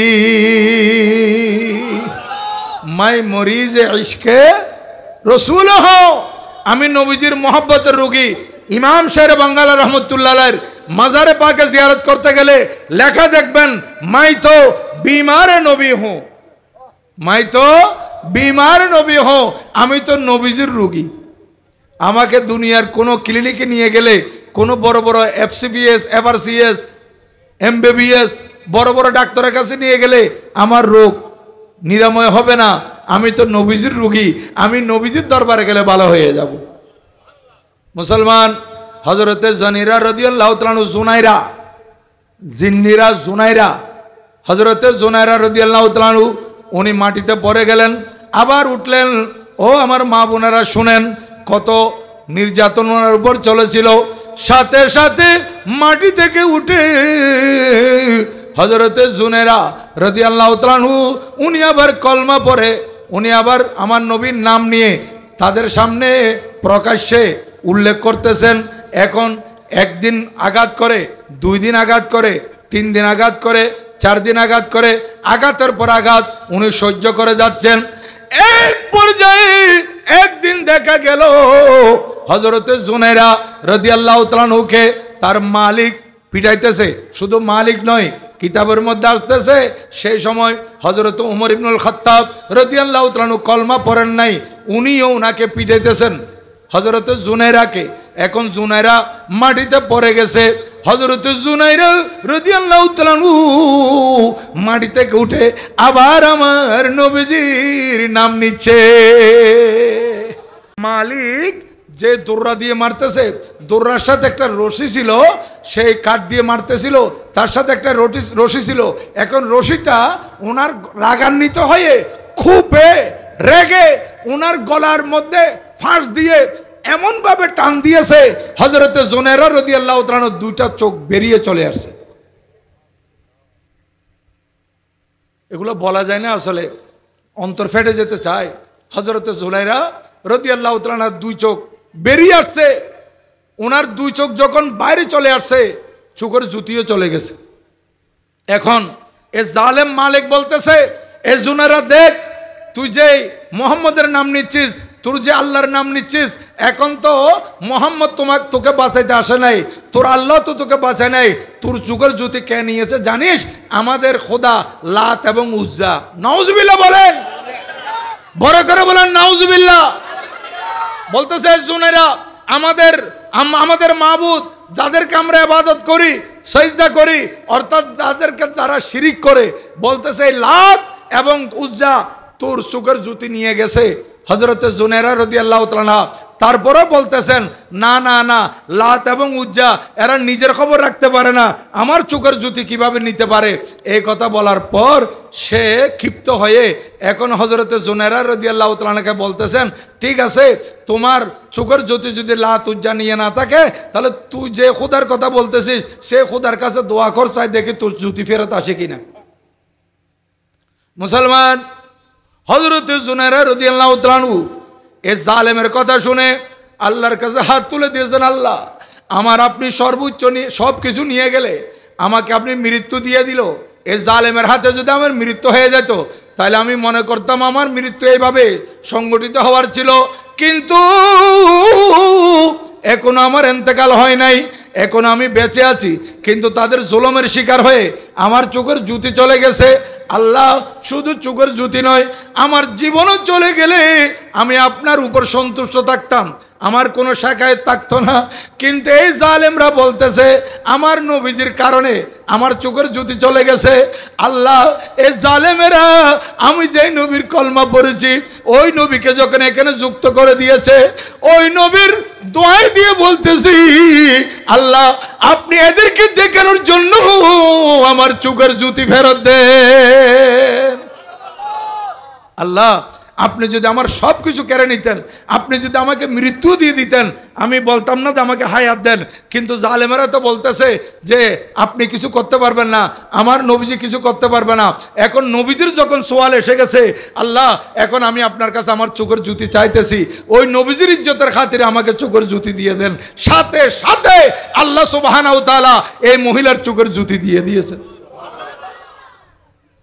দেখেন, আজকে আমাদের মা বোনেরা এইরকম যদি ধৈর্যশীল হতে পারে, এরকম সবরী হতে পারে, নির্যাতন অনেক সময় চলে, তারপরে একটু যদি ধৈর্য ধারণ করতে পারে, সুফল আল্লাহর পক্ষ থেকে আসবে, জজাকার পক্ষ থেকে আসবে, আল্লাহ তাআলার পক্ষ থেকে। এইরকম ধৈর্যশীল হতে পারলে, সাহাবেরা মহিলা হতে পারলে, নির্যাতন কিছুটা সহ্য করে আল্লাহর উপর ভরসা করে রাখতে পারলে অবশ্যই সমাজের মধ্যে পারিবারিকভাবে কি আসবে? শান্তি আসবে। কিন্তু এখন আমাদের সমাজে শান্তি চলে গেছে কেন? আমাদের পারিবারিকভাবে শান্তি নাই, পারিবারিক সমস্যা, সামাজিক সমস্যা কেন? যেহেতু আমরা সাহাবায়ে কেরামের আদর্শ ছেড়ে দিয়েছি, মহিলারা সাহাবিয়াদের আদর্শ ছেড়ে দিয়েছে। আজকে নারী সাহাবীদের আদর্শ মতো যদি আমাদের মা বোনরা চলতো, তাহলে অবশ্যই আল্লাহ সুবহানাহু ওয়া তাআলা তাদের মধ্যে, তাদের মাধ্যমে সমাজের মধ্যে, পরিবারের মধ্যে সুন্দর একটা শান্তি দান করবেন এবং করতেন। এখনো সময় আছে। যাই হোক, এবার আমি আপনাদের খেদমতে আরজ করতে চাই, নারী সাহাবিয়াদের মধ্যে একজনের নাম হচ্ছে উম্মে খাল্লাদ। নাম কি? উম্মে খাল্লাদ। হযরত উম্মে খাল্লাদ রাদিয়াল্লাহু তাআলা আনহা, ওনার একমাত্র একটা ছেলে ছিল। উহুদের ময়দানে ওই নারী সাহাবী হযরত উম্মে খাল্লাদ রাদিয়াল্লাহু তাআলা ছেলেটা শাহাদাত বরণ করে। এখন উনি একেবারে পর্দা পুশিদা হয়ে, এখান থেকে আমাদেরকে শিক্ষা নিতে হবে, আমাদের মা বোনদেরকে। আমাকে যে সাবজেক্ট দেওয়া হয়েছে, শান্তি কেমনে আসবে দেখেন। হযরত উম্মে খাল্লাদ রাদিয়াল্লাহু তাআলা আনহা উনি মাঠে আসলেন, আমার নবীজির দরবার আসলেন। দেখা গেল হাদিস শরীফের শব্দ, উনি কিভাবে আসছেন? মুন তাকিবাতুন, অর্থাৎ নেকাব পরিহিত। নেকাব মানে কিরকম? একেবারে পরিপূর্ণ নেকাব, সম্পূর্ণ শরীর দেখে উনি আসছেন, ওনার শরীরের কোন অঙ্গ দেখা যাচ্ছে না, এইভাবে নেকাব পরে সম্পূর্ণ শরীর দেখে উহুদের ময়দানে আসছেন। সাহাবা একরাম বলতেছে উনি তো একেবারে পরিপূর্ণ ডেকে আসছে। তখন তিনি বলতেছেন, ও নবীজির সাহাবীরা জেনে রাখো, আমি এই যুদ্ধের মধ্যে আমার সন্তানকে হারিয়েছি, কিন্তু আমি আমার হায়াকে হারাই নাই, আমার লজ্জাশীলতাকে আমি হারাই নাই, আমি আমার পর্দাকে বিসর্জন দিই নাই। নারীর জন্য পর্দা ফরজ, নারীর জন্য কি পর্দা ফরজ। এ সাহাবিয়া মহিলা থেকে আমাদেরকে শিক্ষা নিতে হবে, আমাদের মা বোনদেরকে পর্দার অনুসরণ করতে হবে, পর্দার শিক্ষা নিতে হবে। যে আজকে বেপরদেগির কারণে সমাজের মধ্যে অশান্তি, সমাজের মধ্যে কি অশান্তি, বেপরদেগির কারণে। পর্দা যদি থাকে তাহলে সমাজের মধ্যে শৃঙ্খলা থাকবে, পর্দা যদি থাকে তাহলে সমাজের মধ্যে ইফটিজিং বন্ধ হয়ে যাবে, পর্দা যদি থাকে এই মহিলাদেরকে মানুষ সম্মান করবে। যে সমস্ত মহিলা পর্দা নিয়ে চলে, আবার পর্দা তো পর্দা, এখন আমাদের মা বোনেরা চিন্তা করে যে পর্দা যেটা পরব এইটা আমার স্ট্যান্ডার্ড হতে হবে, যে পর্দা এখন পরে ওই পর্দার উপর আরেকটা পর্দা করতে হবে, ওই পর্দার উপরও পর্দা করা ফরজ হয়ে যাচ্ছে মহিলাদের জন্য। এটা সামনে খোলা পিছনে খোলা, এমন টাইট শরীরের অঙ্গ প্রত্যঙ্গ বুঝা যায় এরকম পর্দা, এগুলা দিয়ে পর্দা হবে না। পর্দা করা হয় কেন? আপনার শরীরে আপনি কীরকম খাটো বাটি মোটা চিকন কোনো কিছু যাতে অনুভব করা না যায় এইরকম পর্দা আপনাকে পরিধান করতে হবে। হযরতে উম্মে খাল্লাদ রাদিয়াল্লাহু তাআলা আনহা উনি পর্দার ভিতর করে এত সুন্দর পর্দা নিয়ে আসছেন, বলতেছে আমি সন্তান হারিয়েছি, আমি পর্দা হারাই নাই। আমাদের মা বোনদেরকে এখান থেকে শিক্ষা নিতে হবে, পর্দার শিক্ষা। এখন অথচ হাদিসে পাকের মধ্যে আছে এটা আখিরি জমানা, হাদিসে পাক দেখলে বোঝা যায় এটা শেষ সময় এসে গেছে। কারণ আমরা এখন এমন এমন অবস্থা দেখতেছি, নারীদের বেপরদেগি আজকে সমাজকে অতিষ্ঠ করে তুলেছে। সমাজের মধ্যে অশান্তি এটা একমাত্র নারীর বেপরদার কারণে। কিসের কারণে? নারীদের বেপরদেগির কারণে। ও আমার মা বোনেরা শুনেন, একটু খেয়াল করে, যদিও বা এটা তিক্ত লাগে, গায়ের জ্বর যদি হয় তখন ডাক্তার ওষুধ দেয়, তিতা ওষুধ, এই তিতা ওষুধ এটা জোর করে খাওয়াইতে হয়, নতুবা আপনার জ্বর সারবে না। যদিও একটু আমার কথাগুলো আপনাদের কাছে তিক্ত লাগতেছে, তারপরে আপনারা একটু ধৈর্য ধারণ করে শুনেন, দেখবেন ইনশাল্লাহ আপনারা যদি শুনে আমল করতে পারেন তাহলে দুনিয়াতে লাভবান, পরকালে লাভবান। কারণ আমাদের হায়াত কয়দিন? আমরা কেউ 60 বছর 70 বছর 80 বছর 90 100 90 বছর বাঁচতেছে, অনেক কম। 100 বছর তো অনেক কমেই, হাজারের ভিতরে একজনও আছে কিনা জানি না 100 বছর বয়স এরকম মানুষ মারা যাচ্ছে, মহিলা মারা যাচ্ছে। তাহলে আপনি যে মারা যাবেন এই কথাকে আপনি ভুলে গেছেন। দুনিয়া হচ্ছে দারুল আমল, এটা হচ্ছে আমলের জায়গা, আর পরকাল হচ্ছে দারুল জজা, ওইটা হচ্ছে বিনিময়ের জায়গা, আপনাকে প্রতিদান দেওয়ার জায়গা। এই কাজটা আমলের জায়গা, আপনি যদি আমল না করেন প্রতিদান কেমনে পাবেন? জাহেলিয়ার যুগের এই ফোলা তোমার ডাক দিতে শুনতেছ না? একটু সরে জানা বাবা, মানে ভলেন্টিয়ার রোল ঘটে সামতুন গুরু এখন তুলি ধরেন মুরব্বী বয়দন সলাতুনিয়া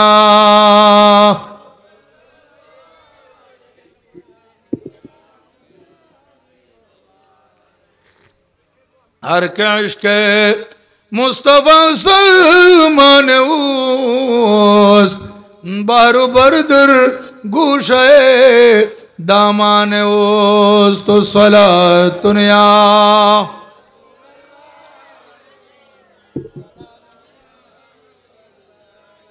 সম্মানিত হাজরিন, বলতেছিলাম নারী জাতির পর্দার কথা। সাহাবিয়া মহিলাদের, নারী সাহাবিয়াদের থেকে শিক্ষা নিতে হবে। হযরত উম্মে খাল্লাদ রাদিয়াল্লাহু তাআলা আনহা একদিকে সন্তান হারিয়েছেন, আমাদের মা বোন হলে আফসোস করতে করতে মাথায় হাত মারতে মারতে পর্দার কোনো খেয়ালও থাকতো না, পর্দা ছাড়া দৌড়ে চলে আসতো বেপর্দা হয়ে। কান্নাকাটি করত, বিলাপ ধরত। আর হযরত উম্মে খাল্লাদ দুনিয়ার নারী জাতিকে শিক্ষা দিচ্ছেন, ও নারী জাতিরা শুনো, আমি উম্মে খাল্লাদ নবীজির গোলাম, নবীজির বাঁধি, নবীজির দরবারের খাদেমা, আমি নবীজির কলমা পড়েছি, নবীজির উম্মত, আমাকে দেখো, আমি নবীজির শিক্ষায় শিক্ষিত হয়েছি, শরীয়তের আলোকে নিজের জীবন গঠন করেছি। আমি সন্তান হারানোর পরও নিজের থেকে পর্দাকে হারাই নাই, আমি পর্দা বিসর্জন দিই নাই, আমার সন্তান হারাইছি। একটা মাত্র ছেলে মারা গেছে, তারপর আমি নেকাব পুশ হয়ে এই ময়দানে এসেছি। তাহলে আজকে এখান থেকে আমাদের শিক্ষা নিতে হবে, কারণ আমার নবীজি হাদিসে পাক ইরশাদ করেছেন, নেসাউন কাসিয়াতুন আরিয়াতুন মায়েলাতুন মুমিলাতুন রউসুহুন্না কাসনামাতিল বুখতিল মায়েলা লা ইয়াদখুলনাল জান্নাতা ওয়ালা ইয়াজিদনা রিহাহা আও কামা কালান নবী আলাইহিস সালাতু ওয়াস সালাম। আল্লাহর নবী ইরশাদ করেন, কিয়ামতের পূর্বে এমন একটা সময় আসবে, নারীরা, নারী মানে এটা হিন্দুর মেয়ে, বুদ্ধিস্টের মেয়ে, বুদ্ধিস্টের নারী, চাকমান নারী, মারমান নারীর কথা বলতেছে না, এ মুসলমানের ভিতর এ সব জায়গায় নেশাউন আমভাবে বলেছেন, মুসলমানের নারীও হবে সেখানে। এমন হবে কাসিয়াতুন, কাপড় পরবে, আর ইয়াতুন, কাপড় পরার পরও নগ্ন থাকবে। দেখেন, কাপড় পরবে, কাপড় পরিধান করার পরও কি থাকবে? নগ্ন থাকবে, উলঙ্গ থাকবে। তোর কাপড় পরলে নগ্ন কেমনে থাকে? এটা আমরা এখন বর্তমানে দেখতে পাচ্ছি। আমাদের এই পশ্চিমা সংস্কৃতি, পার্শ্ববর্তী হিন্দু সংস্কৃতি, এগুলাই আমাদের বর্তমানে মুসলমানের মেয়েদেরকে এমনভাবে গ্রাস করছে, মহিলাদের মেয়েরও এখন শুরু করে দিয়েছে পাতলা কাপড়। কি কাপড়? পাতলা কাপড়। এই পাতলা কাপড় যদি পরে শরীরের অঙ্গ প্রত্যঙ্গ দেখা যাবে না? অবশ্য যাবে। মহিলাদেরকে মোটা কাপড় পরতে হবে যাতে করে শরীর বোঝা না যায়, শরীর দেখা না যায়। আর এখন এত বেশি পাতলা কাপড় পরতেছে যে তার শরীর পর্যন্ত দেখা যাচ্ছে। এটা আমার নবীজি ১,৫০০ বছর আগে বলছেন, নবুয়তের রাডার দেখে দেখে। আমি একটা ওয়াজ শুনতেছিলাম, একজন আলেমের, ভালো লাগতেছিল, উর্দু ওয়াজ।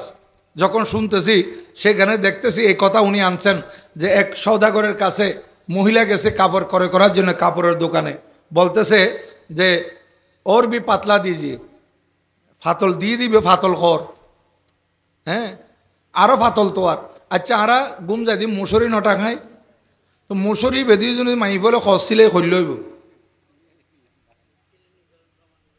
ফিন্দন নফিন্দন মাশাল্লাহ। আর মুরব্বী কই ফিন্দন নফিন্দন কি সমান। এই সওদাগরের কাছে গিয়ে উনি পাতলা কাপড় দিছেন, বলতে আরো পাতলা দাও, আরো পাতলা দেওয়ার পর বলতেছে আরো পাতলা দাও। সওদাগর বলতেছে আর পাতলা লাগবে না, এটা দিয়ে সব দেখা যাবে। এমন অবস্থা আমাদের এখানে হয়ে গেছে। আমাদের দেশও আসছে এই মহামারী, মহিলাদের পাতলা কাপড় পরিধান করা, শরীর দেখা যায় মতো, এই মহিলারা কাপড় পরবে। আমার নবীজি ইরশাদ করেন, এরা এমন পাতল কাপড় পরিধান করবে, কাসিয়াতুন, কাপড় পরিধান করা থাকবে, আর ইয়াতুন, কাপড় পরার পরও নগ্ন থাকবে, উলঙ্গ থাকবে। মায়েলাতুন মুমিলাতুন, এই মহিলা খবিসা, এ আরেকজনকে আকৃষ্ট করবে, পুরুষকে, এবং সেও পুরুষের দিকে আকৃষ্ট হবে। নাউজুবিল্লাহ বলেন। এসব কিছু করবে এই সমস্ত মহিলারা।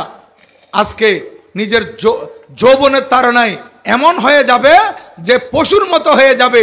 সে তার আরেকজন যুবককে বরবাদ করার জন্য সেদিকে দাবিত হবে, যুবকও তার দিকে দাবিত হবে, সেও যুবকের দিকে দাবিত হবে, অপকর্মের মধ্যে লিপ্ত হবে, জাহান্নামী হয়ে যাবে, কবিরে গুনাহের মধ্যে লিপ্ত হবে।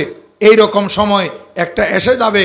আল্লাহর নবী ইরশাদ করেন, রউসুহুন্না কাসনামাতিল বুখতিল মায়েলা, এদের চুলের খোফা মাথার উপর চলে আসবে। তা আমি এই হাদিস শরীফ পড়েছিলাম অনেক আগে, কিন্তু তারপর চিন্তা করলাম যে মাথার খোফা, মহিলারা খোফা কোন দিকে রাখে বলেন না? আমাদের মা বোনেরা গোসল করার পর খোফা বাঁধে মাথার উপর না পিছে? পিছে। এখন দেখবেন রাস্তাঘাটে অনেক মহিলারা মাথার উপর নিয়ে আসছে। এটা আমার নবীজি ১,৫০০ বছর আগে বলে দিয়েছেন। নবীজি বলেন, এরা মহিলারা পুরুষদেরকে, যুবকদেরকে বরবাদ করার জন্য, আকৃষ্ট করার জন্য এরা মাথার কোফাটা পিছনে রাখবে না, উপরে নিয়ে আসবে, এর উপর একটা পাতল কাপড় দিবে, মনে হবে যে তার সৌন্দর্যতা বেশে উঠুক। এর বেশে উঠতেছে, এইরকমভাবে মাথার উপর কোফা পড়বে এই আখিরি জমানার মধ্যে। কা আসনামাতিল বখতিল মায়েলা, যেমন এই খোরাসানি উঁট, উঁটের মধ্যে বিভিন্ন জাতের উঁট আছে, তোর মধ্যে একটি জাত হচ্ছে খোরাসানি। এই খোরাসানি উঁটগুলো বড় সুন্দর উঁট, অর্থাৎ এদের উঁটের চোঁটটা বড়। উঁটের গলার শেষের দিকে গিয়ে একটা কি আছে, ছোট আছে না একটা, ওইটা কি বড় উঁচা, এটা দেখতে সুন্দর লাগে। এই মহিলারও নিজেদের সুন্দর প্রকাশ করার জন্য মাথার খোফা এটা পিছে আর বাঁধবে না, চুলের খোফা বাঁধবে কোথায়, মাথার উপর। আমার নবীজি এটা বলে গেছেন। এটা এখন দেখতেছি অক্ষর অক্ষরে শহরে বন্দরে অনেক মহিলাকে দেখা যাচ্ছে তারা মাথার খোফা কোথায় বাঁধতেছে, মাথার উপর।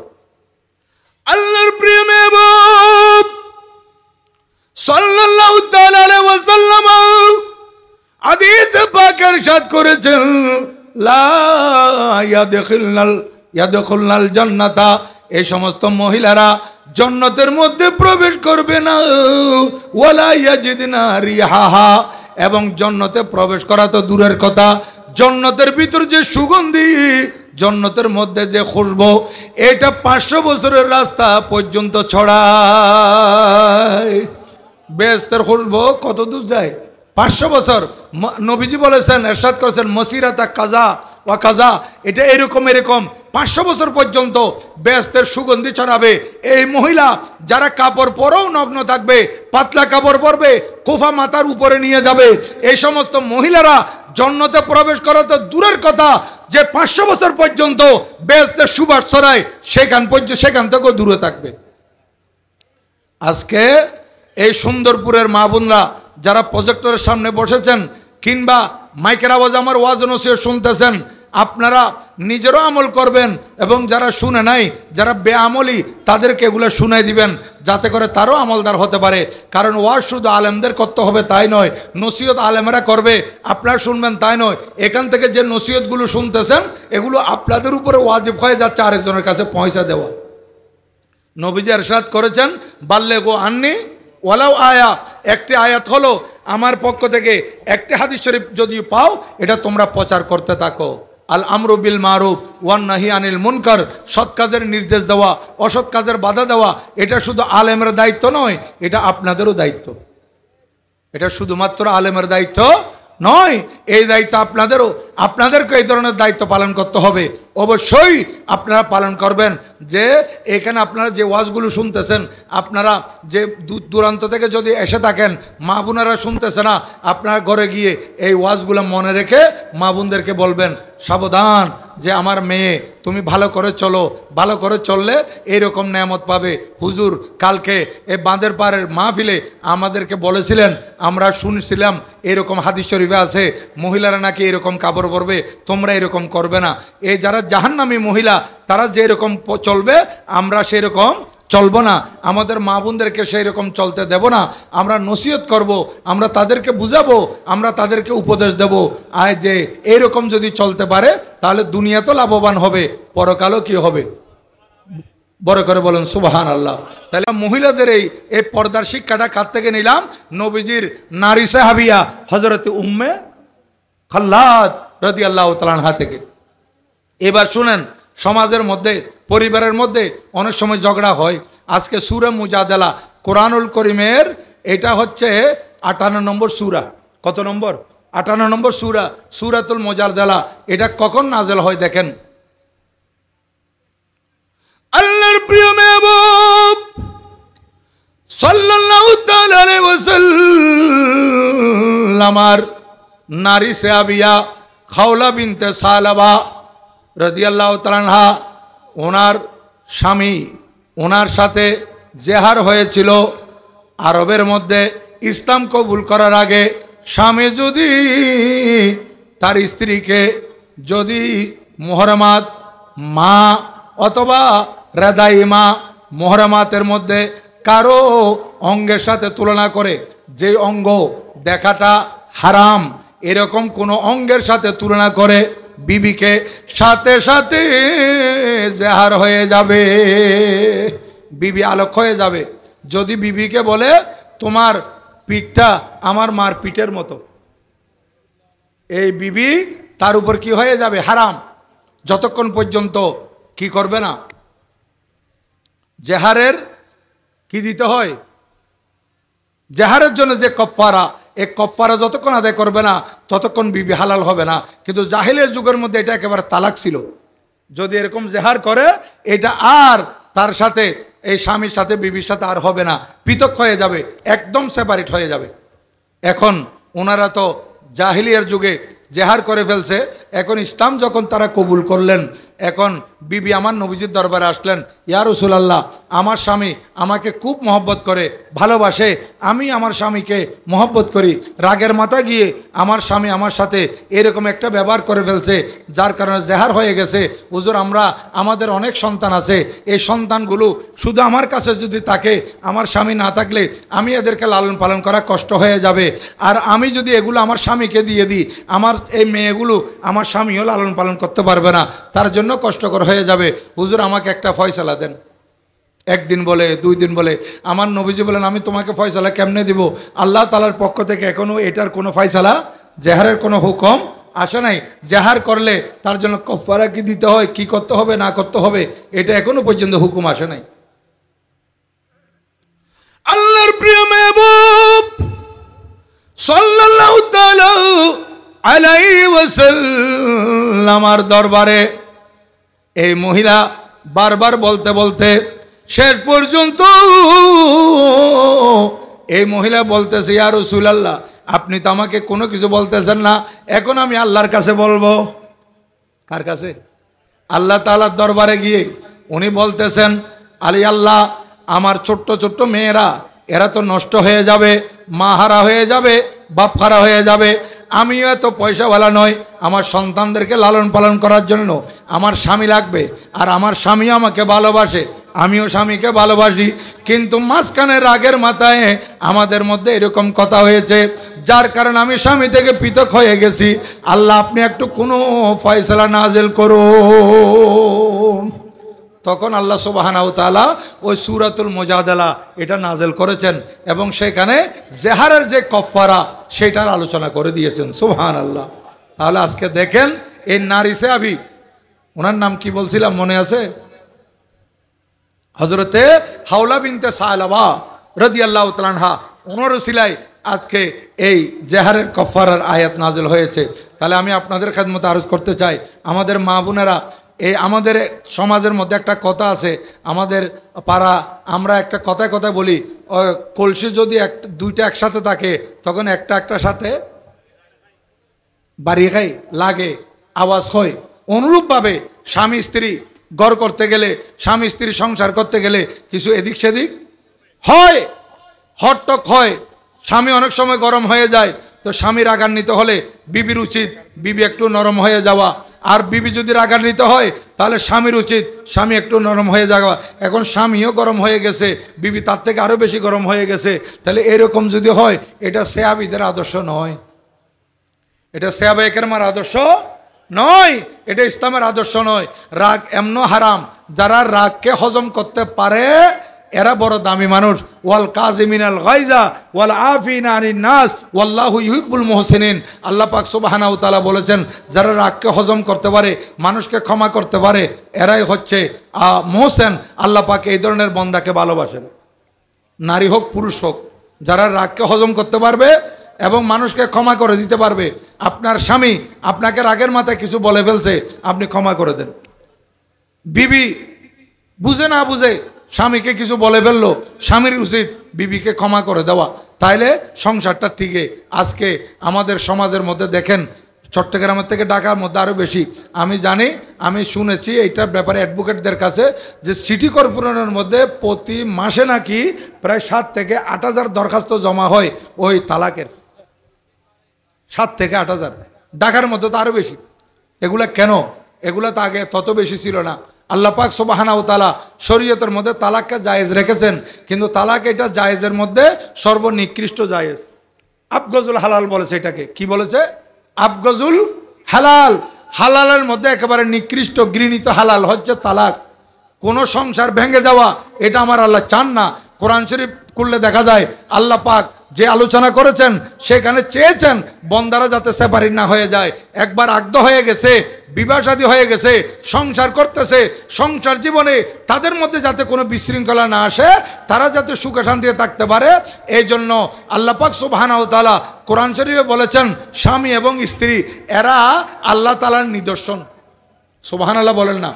স্বামী এবং স্ত্রী আল্লাহ তাআলার কি নিদর্শন, কুদরতের নিদর্শন। এটা সূরা রুমের মধ্যে আমার আল্লাহ বলেন ওয়ামিন আয়াতিহি, আল্লাহ তাআলার নিদর্শনের মধ্যে একটা আয়াত হচ্ছে, একটা নিদর্শন হচ্ছে আন খালাকালাকুম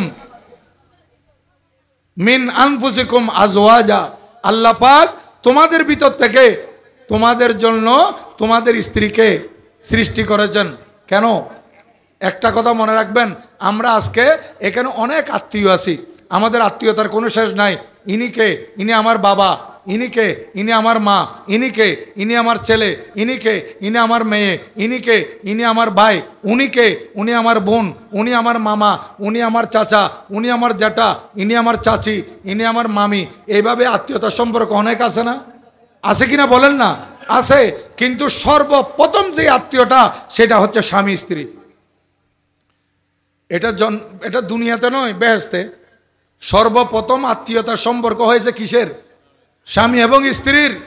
হযরত আদম আলাইহিস সালামের সাথে হযরত হাওয়া আলাইহিস সালামের, এটা স্বামী স্ত্রীর সম্পর্ক। পৃথিবীর মধ্যে বেহেশতের মধ্যে সর্বপ্রথম সম্পর্ক যেটা, সেটা হচ্ছে স্বামী স্ত্রীর সম্পর্ক। কেন? যেহেতু আল্লাহ পাক সুবহানাহু ওয়া তাআলা বলেন আমি স্বামী স্ত্রীর পরেই বাকি যত রিশতা, মা বাবা, ভাই ব্রাদার, ছেলে মেয়ে, মামা খালা, চাচা চাচি, মামি ফুফু, এই সব সৃষ্টি করেছি এরপরে। কারণ স্বামী স্ত্রী যদি না হয়, তাহলে স্বামী স্ত্রী থেকে সন্তান যদি না হয়, তাহলে ছেলে হবে কেমনে, মেয়ে হবে কেমনে? আবার এগুলা বড় হলে এগুলা ছেলে মেয়ের আপনারা বাপ হবেন কেমনে? এই জন্য আল্লাহ সুবহানাহু ওয়া তাআলা সর্বপ্রথম যে সম্পর্ক করেছেন, এই সম্পর্কের নাম কি? স্বামী স্ত্রী। মহান রব্বুল আলামিন কুরআনুল কারীমে ইরশাদ করেন লিতাসকুনু, স্বামী স্ত্রীর ভালোবাসা, স্বামী স্ত্রীর সম্পর্ক, এটা মহান রব্বুল আলামিন সৃষ্টি করেছেন যাতে করে তোমরা শান্তিতে বসবাস করতে পারো। এই বাবা জানা রে বাবা, টাকাতে জাগুছ না, যাতে করে লিতাসকুনু ইলাইহা, ওই স্ত্রী থেকে তোমরা যাতে শান্তি পাও, স্ত্রী থেকে তোমরা যাতে শান্তি পাও। দেখেন মুসলমান, এখন স্বামী স্ত্রীর সম্পর্ক, এই যে আপনার জীবন আছে, যৌবন আছে, জীবন যৌবন থাকার সময় আমার আল্লাহ বলেন লিতাসকুনু ইলাইহা। এখানে উলামা একরাম আছে, এই স্বামী স্ত্রীর সম্পর্কের কারণে আপনারা ঘরের মধ্যে শান্তি পাবেন। আপনার বিবি আছে, সারাদিন আপনি বাইরে বাইরে ছিলেন, সারাদিন ব্যবসা করেছেন, সারাদিন চাকরি করেছেন, অনেক টেনশন মাথার উপর ছিল। আপনার একটা বিবি, আপনার প্রিয় বিবি যখন ঘরের মধ্যে আসি থাকবে, আপনি বাইরে থেকে এসে আপনার বিবির মুচকি হাসি দেখার সাথে সাথে সারাদিনের সব দুঃখ আপনার থেকে চলে গেছে। আমার আল্লাহ বলেন লিতাসকুনু ইলাইহা, আল্লাহ পাক সুবহানাহু ওয়া তাআলা তোমাদের থেকে তোমাদের সঙ্গিনীকে এই কারণে সৃষ্টি করেছেন যাতে করে তোমার সঙ্গিনীর কাছে তুমি শান্তি পাও। এটা আল্লাহর কুদরত, এটা আল্লাহর নিদর্শন। এবং ওয়া জাআলা বাইনাকুম মাওয়াদ্দাতাম ওয়া রাহমা, আল্লাহ পাক বলেন তিনি তোমরা স্বামী স্ত্রীর মাঝখানে মওয়াদ্দত সৃষ্টি করে দিয়েছেন। মওয়াদ্দত এবং মহাব্বত, মহাব্বত আরবি শব্দ, মওয়াদ্দত আরবি শব্দ। মওয়াদ্দত এবং মহাব্বতের মধ্যে কিছুটা পার্থক্য আছে, আমি সংক্ষেপে আপনাদেরকে বুঝিয়ে দিই। মওয়াদ্দত মানে, মহাব্বত মানে একজন আরেকজনকে ভালোবাসে, কিন্তু যাকে ভালোবাসে সে মারা গেলে এ বেঁচে থাকতে পারবে। কিন্তু মওয়াদ্দত বলা হয় এমন ভালোবাসা যেটা যে মারা গেছে সেটা মারা যাওয়ার কারণে এ আর টিকে থাকতে পারে না সহজে, এও দুনিয়া থেকে চলে যেতে চায়। যেমন মাছ এবং পানি, এই দুইয়ের সম্পর্ক হচ্ছে মওয়াদ্দতের। মাছের সম্পর্ক, মাছের ভালোবাসা কার সাথে বলেন না? পানির সাথে, মাছ পানিতে থাকলে শান্তি, মাছ পানিতে থাকলে নিরাপদ, মাছ পানিতে থাকলে বেশি প্রশান্তিতে থাকে। কিন্তু মাছকে যখন আপনি পানি থেকে উঠে ফেলেন, তখন মাছ পানি থেকে আলোক হইয়া চটপট চটপট করতে করতে শেষ পর্যন্ত নিজের জীবন দিয়ে দেয়। অনুরূপভাবে স্বামী স্ত্রীর ভালোবাসা, এই মাছ পানির সাথে যে সম্পর্ক, সেই সম্পর্ক হচ্ছে স্বামী স্ত্রীর। স্বামী এবং স্ত্রীর মধ্যে এইরকম মহব্বত আল্লাহ পাক পয়দা করে দিয়েছিলেন। সাহাবিয়া মহিলারা প্রমাণ করে দিয়েছেন স্বামী স্ত্রীর ভালোবাসা কীরকম। এইটা হজরতে মওলায়ে কায়নাত শেরে খোদা রাদিয়াল্লাহু তাআলা আনহুর থেকে পাওয়া যায়। উনার বিবি হচ্ছেন আমার নবীজির কলিজার টুকরা সন্তান, যিনি জন্নতি রমণীদের সম্রাজ্ঞিনী সৈয়দায়ে কায়নাত হাসানাইনে করিমানের আম্মাজান হজরত সৈয়দা ফাতেমাতুজ জাহরা রাদিয়াল্লাহু তাআলা আনহার এই ওনার থেকে মওলা আলী শেরে খোদা রাদিয়াল্লাহু তাআলা আনহু, ওনার দুজনের মধ্যে যে ভালোবাসা, এটা আজকে আমাদের নারী পুরুষ আমাদেরকে নবীজির সাহাবী, ওনারা একদিকে সাহাবী আরেকদিকে আহলে বাইত, একদিকে সাহাবী আরেকদিকে কি আহলে বাইত। এই আহলে বাইত থেকে নবীজির সাহাবিয়া থেকে আমরা শিক্ষা নিতে পারি। হযরতে সৈয়দায়ে কায়নাত ফাতেমাতুজ জাহরা রাদিয়াল্লাহু তাআলা আনহার যখন শাদী হয় মওলায়ে কায়নাত শেরে খোদা রাদিয়াল্লাহু তাআলা আনহুর সাথে, ও আমার মা বোনেরা যারা তকরির শুনতেছেন একটু খেয়াল করেন, আপনারা অন্যান্য সাহাবিয়া, মহিলা সাহাবী, নারী সাহাবিয়া যাদের নাম আমি এতক্ষণ উল্লেখ করলাম, হযরত উম্মে খাল্লাদের কথা বললাম, হযরতে জুনায়রার কথা বললাম, হযরতে খাওলা বিনতে সালাবার কথা বললাম, এই নামগুলো যদিও আপনাদের কাছে নতুন হয়, কিন্তু মা ফাতেমার নাম আপনাদের কাছে জাগরিত। হযরতে সৈয়দায়ে কায়নাত ফাতেমাতুজ জাহরা রাদিয়াল্লাহু তাআলা আনহা, ওনার ব্যাপারে তো সবাই জানে, জানে না? জানে কিনা বলেন? হযরতে মা ফাতেমা বললে সবাই চিনবে না যে আমার নবীজির বেটি? তাহলে আজকে এই মা ফাতেমাতুজ জাহরা সালামুল্লাহ আলাইহা রাদিয়াল্লাহু তাআলা আনহা, ওনার জীবনী থেকে শিক্ষা নেন। ওনার যখন শাদী হয় উনি স্বামীকে কত রেসপেক্ট করেছেন, স্বামীকে কত সম্মান করেছেন, অথচ উনি রাসূল পাক সাল্লাল্লাহু আলাইহি ওয়াসাল্লামের কলিজার টুকরা বেটি। আমার নবীজি ওনাকে কত মহব্বত করতেন। হযরতে সৈয়দায়ে কায়নাত ফাতেমাতুজ জাহরা রাদিয়াল্লাহু তাআলা আনহা আমার নবীজির দরবারে আসলে আমার নবীজি ওনাকে দেখে দাঁড়িয়ে যেতেন। সুবহানাল্লাহ বলেন। আমার নবীজি মা ফাতেমাতুজ জাহরা রাদিয়াল্লাহু তাআলা আনহাকে দেখলে কি হতেন? দাঁড়িয়ে যেতেন। আবার নবীজি যখন হযরতে মা ফাতেমাতুজ জাহরা রাদিয়াল্লাহু তাআলা আনহার কাছে যেতেন, ঘরে যেতেন, আমার নবীজিকে দেখলে হযরতে মা ফাতেমাতুজ জাহরা রাদিয়াল্লাহু তাআলা আনহা দাঁড়িয়ে যেতেন। এখানে একটা কথা মনে রাখবেন, হযরতে মা ফাতেমাতুজ জাহরা রাদিয়াল্লাহু তাআলা আনহা উনি আসতেছেন কোথায়? নবীজির দরবারে। তো উনি নবীজির দরবারে আসতেন, নবীজি দাঁড়িয়ে গেলেন, আবার নবীজি ওনার কাছে গেলেন, মা ফাতেমাতুজ জাহরা রাদিয়াল্লাহু তাআলা দাঁড়িয়ে গেলেন। তাহলে আমি আপনাদের কাছে বলতে চাই, এই দুই দাঁড়ানো, নবীজির দাঁড়ানো এবং মা ফাতেমাতুজ জাহরা রাদিয়াল্লাহু তাআলা দাঁড়ানো, এই দুটোটা দাঁড়ানোর মধ্যে কিছুটা পার্থক্য আছে। কি আছে পার্থক্য? কি জানেন? নবীজির দরবারে হযরতে মা ফাতেমাতুজ জাহরা রাদিয়াল্লাহু তাআলা আসলে নবীজি দাঁড়িয়ে যেতেন, এটা হচ্ছে মহব্বতের জন্য। আসসালামু আলাইকুম। মাশাআল্লাহ মাশাআল্লাহ, আসেন। মাশাআল্লাহ, আমাদের প্রধান অতিথি জনাব আলহাজ আবুল কাশেম দুদু সাহেব আসছেন, বসেন বসেন। আমাদের আজকের মাহফিলের প্রধান আকর্ষণ মাওলানা জয়নুল আবেদিন আল কাদরিও চলে আসবেন, আসি নেবে? হ্যাঁ হ্যাঁ, চলে আসবেন ইনশাল্লাহ ইনশাল্লাহ। তো আমি আপনাদের খেদমতে যে কথাগুলো বলতেছি এগুলো একটু করে খেয়াল করেন। যদি এগুলো খেয়াল করতে পারি, আমাদের খেয়াল করার পর একটু স্মরণ রেখে আমল করতে পারি, তাহলে আমাদের দুনিয়াও সুন্দর হবে, আখিরাতও সুন্দর হবে। হযরত সৈয়দায়ে কায়নাত ফাতেমাতুজ জাহরা রাদিয়াল্লাহু তাআলা আনহা, উনি একদিকে আল্লাহর প্রিয় মাহবুব সাল্লাল্লাহু আলাইহি ওয়াসাল্লামের কলিজার টুকরা সন্তান, আরেকদিকে সাহাবিয়া, আরেকদিকে কি সাহাবিয়া, উনি নবীজির সাহাবিয়া, নবীজির কন্যা, আরেকদিকে উনি হচ্ছেন আহলে বাইতের সদস্য। এত গুণ থাকার পরও ওনাদের স্বামী স্ত্রীর সম্পর্ক কত সুন্দর, একটু খেয়াল করেন। হযরত সৈয়দায়ে কায়নাত ফাতেমাতুজ জাহরা রাদিয়াল্লাহু তাআলা আনহা, উনি নিজের স্বামীর ঘরে এত সুন্দরভাবে ছিলেন। অল্প বয়সে ওনার শাদী হয়েছিল, কোনো রেওয়ায়তের মধ্যে আছে 15.5 বছর বয়স, কোনো রেওয়ায়তের মধ্যে আছে 18 বছর বয়স। যাই হোক মুসলমান, 15.5 বছর ধরেন। এই বয়সের মধ্যে উনার শাদী হওয়ার পর উনি হযরতে সৈয়দায়ে কায়নাত ফাতেমাতুজ জাহরা রাদিয়াল্লাহু তাআলার কাছে, হযরতে ফাতেমাতুজ জাহরা রাদিয়াল্লাহু তাআলা যখন শাদী হয়, উনি যখন আল্লাহর প্রিয় মাহবুব সাল্লাল্লাহু আলাইহি ওয়াসাল্লামের বেটি, ওনার যখন শাদী হয়ে যায়, মওলায়ে কায়নাত শেরে খুদা রাদিয়াল্লাহু তাআলার দরবারে উনি কিভাবে ছিলেন দেখেন। হযরতে মওলা আলী শেরে খুদার দরবারে কোনো ধরনের খাদেমা ছিল না। আমাদের এখানে তো অনেক খাদেমা খুদ্দাম খাদেম আছে। এই যে খাদেমা লাগে ঘরের মধ্যে, আমাদের ঘরে, আমাদের টাউনের মধ্যে বুয়া বলে, বুয়া, সুটা বুয়া, বুয়া এসে কাজ করে যায়, ঘর মুছে যায়, কাপড় ধুয়ে যায়, রান্না বান্নার সব কিছু সরঞ্জাম দিয়ে যায়। কিন্তু ও আমার মা বোনেরা যারা ওয়াজ শুনতেছেন শুনেন, হযরতে ফাতেমাতুজ জাহরা রাদিয়াল্লাহু তাআলার ঘরের মধ্যে কোনো খাদেমা ছিল না, কোনো বুয়া ছিল না, কোনো খেদমতগার ছিল না। হযরতে সৈয়দায়ে কায়নাত ফাতেমাতুজ জাহরা রাদিয়াল্লাহু তাআলা একাই সব কাজ করতেন। ঘর মুসা থেকে শুরু করে, রান্না বান্না থেকে শুরু করে, এখন তো আমাদের সব কিছু ঘরের ভিতর। আজ থেকে 20-25 বছর আগে, আজ থেকে 30-40-50 বছর আগেও ঘরের ভিতর সব কিছু ছিল না। আমাদের মারা, আমাদের বোনেরা বাইরে পুকুরে গিয়ে সব কিছু করে আনত।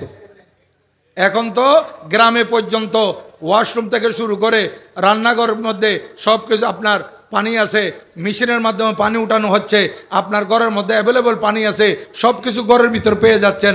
তারপরে আমাদের সময় কুলাইতেছে না, তারপরে আমরা রান্নাবান্না করে খেদমত করতে পারতেছি না পরিবারের।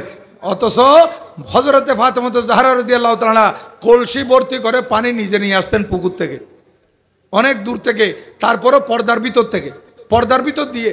এই জন্য ওনাকে বলা হয়েছে যে কোনো বলতে গিয়ে কেউ বলেছেন যে হযরতে সৈয়দায়ে কায়নাত ফাতেমাতুজ জাহরা রাদিয়াল্লাহু তাআলাকে চাঁদের সূর্য দেখে নাই। তো চাঁদের সূর্য দেখে নাই মানে কি? যেখানে চাঁদের সূর্য দেখে নাই সেখানে কোনো মানুষ দেখা তো প্রশ্নই আসে না। উনি এত বেশি পর্দানসীন ছিলেন। এটা একটু বলে ফেলি, উনি এন্তেকালের আগে সব সময় কাঁদতেন, হ্যাঁ রে আমাদের এইসব বর্তমানে পুরুষদেরকে যেভাবে খাটিয়ে করে নিয়ে যায়, মহিলাদেরকে তো সেইভাবে খাটিয়ে করে নিয়ে যায়। আমাদের এখানে খাটিয়ার মধ্যে যেভাবে চারপাশে রেলিং আছে সেরকম রেলিংয়ের ব্যবস্থা ছিল না। এরকম মনে করেন সোজা খাট, এখানে বাঁশ দিয়ে এরকম সোজা খাটের উপর লাশকে রেখে নিয়ে যাইতো, নারী হইল পুরুষ হইল।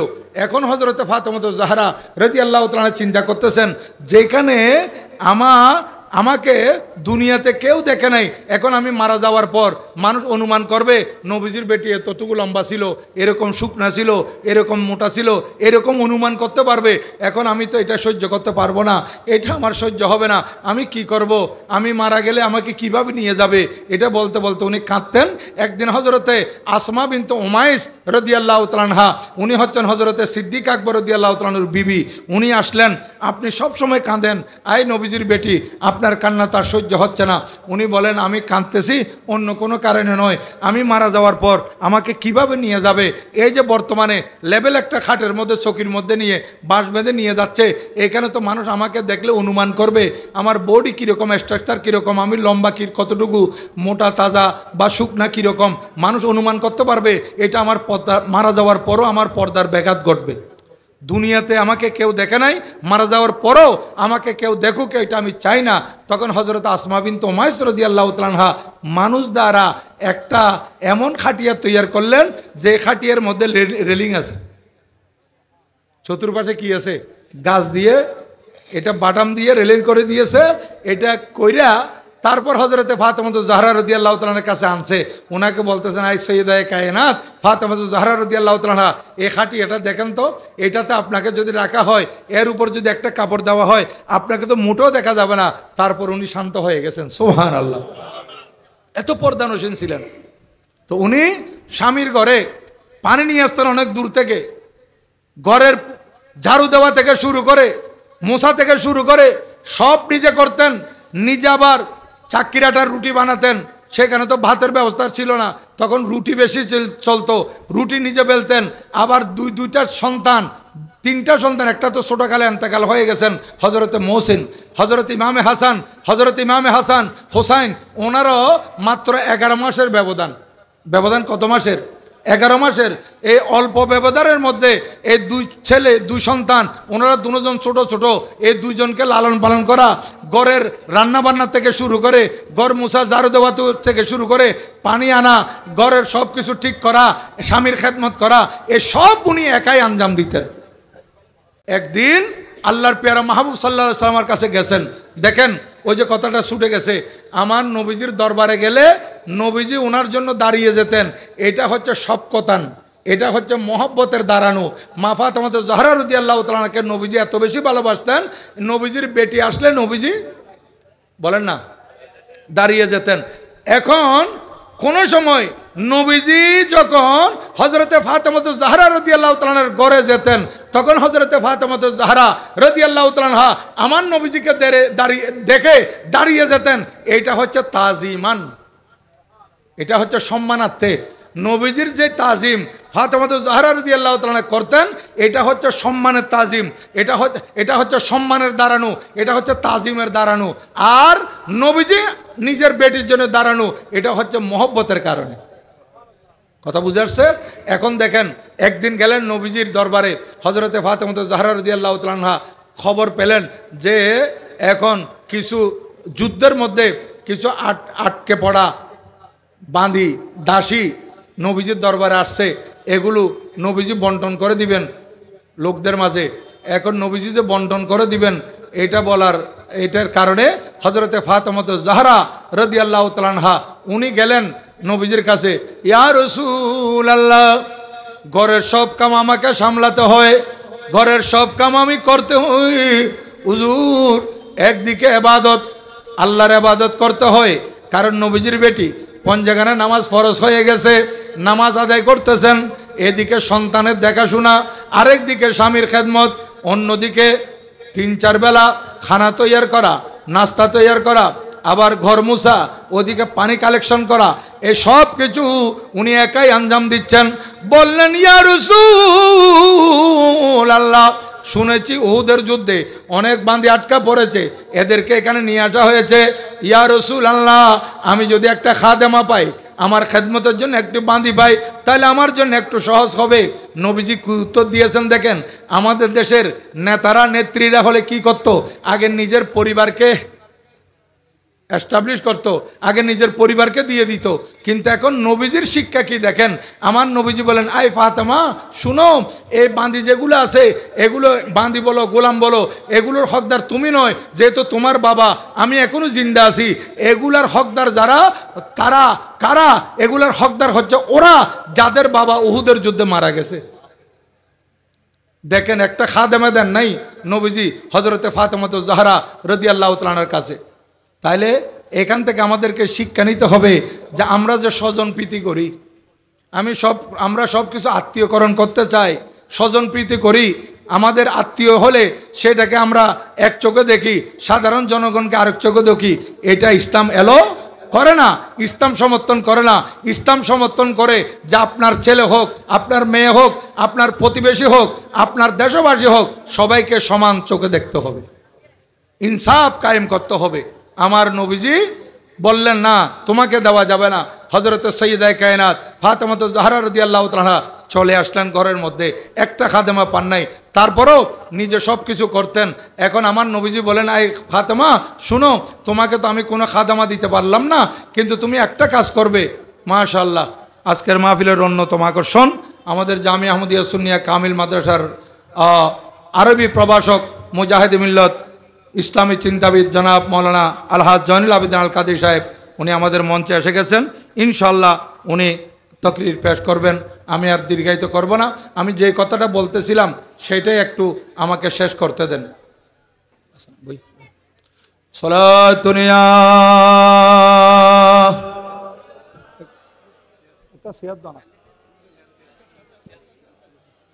আসো আসো, এদিকে আসো। দর দিলে মোমেন মকামে মুসলমান, বলতেছিলাম হযরতে সৈয়দে কায়নাত ফাতেমাতুজ জাহরা রাদিয়াল্লাহু তাআলা আনহা উনি নিজে ঘরের সব কাজ আঞ্জাম দিতেন। উনি একদিকে নবীজির বেটি, আরেকদিকে আহলে বাইতের সদস্য, আবার উনি সাহাবিয়া। আমার যে সাবজেক্ট সাহাবী নারী হযরতে ফাতেমাতুজ জাহরা রাদিয়াল্লাহু তাআলা আনহা ঘরের সব কাজ সামাল দিতেন। নবীজি বলেন, এই ফাতেমা, তোমাকে আমি এই খাদেম খুদ্দাম, এ বাঁধি এবং দাসী এগুলা দিতে পারবো না, বাকি আমি তোমাকে কিছু তসবিহ শিখিয়ে দিই, এগুলো তুমি পড়বে, তোমার উপর আল্লাহর রহমত হবে, কাজ করা তোমার জন্য আসান হয়ে যাবে। কাজ করা তোমার জন্য কি হবে? আসান হবে। আমার নবীজি শিখিয়ে দিলেন যে তুমি 33 বার সুবহানাল্লাহ পড়বে। কয়বার? আমার মা বোনেরা স্মরণ রাখবেন, 33 বার। প্রজেক্টরের সামনে যারা আছেন আপনাদের উদ্দেশ্যে বলতেছি, মাইকের আওয়াজে যারা ওয়াজ শুনতেছেন মা বোনেরা আপনাদের উদ্দেশ্যে বলতেছি, আমার নবীজি শিখিয়ে দিলেন যে 33 বার সুবহানাল্লাহ পড়বে, 33 বার আলহামদুলিল্লাহ পড়বে, 34 বার আল্লাহু আকবার পড়বে। এটা হচ্ছে তসবিহে ফাতেমি। তসবিহে ফাতেমি এগুলা পড়বেন, যেগুলো আমরা আসরের নামাজের পর, ফজরের নামাজের পর আমরা পড়ে থাকি। এই তসবিহগুলো 33 বার, 33 বার সুবহানাল্লাহ, আলহামদুলিল্লাহ, 34 বার আল্লাহু আকবার, এগুলা হচ্ছে তসবিহে ফাতেমি। এ আমার নবীজি বলেন, এ আম্মু তুমি এই তসবিহগুলো পড়বে, তোমার কাজ আসান হয়ে যাবে, সহজ হয়ে যাবে।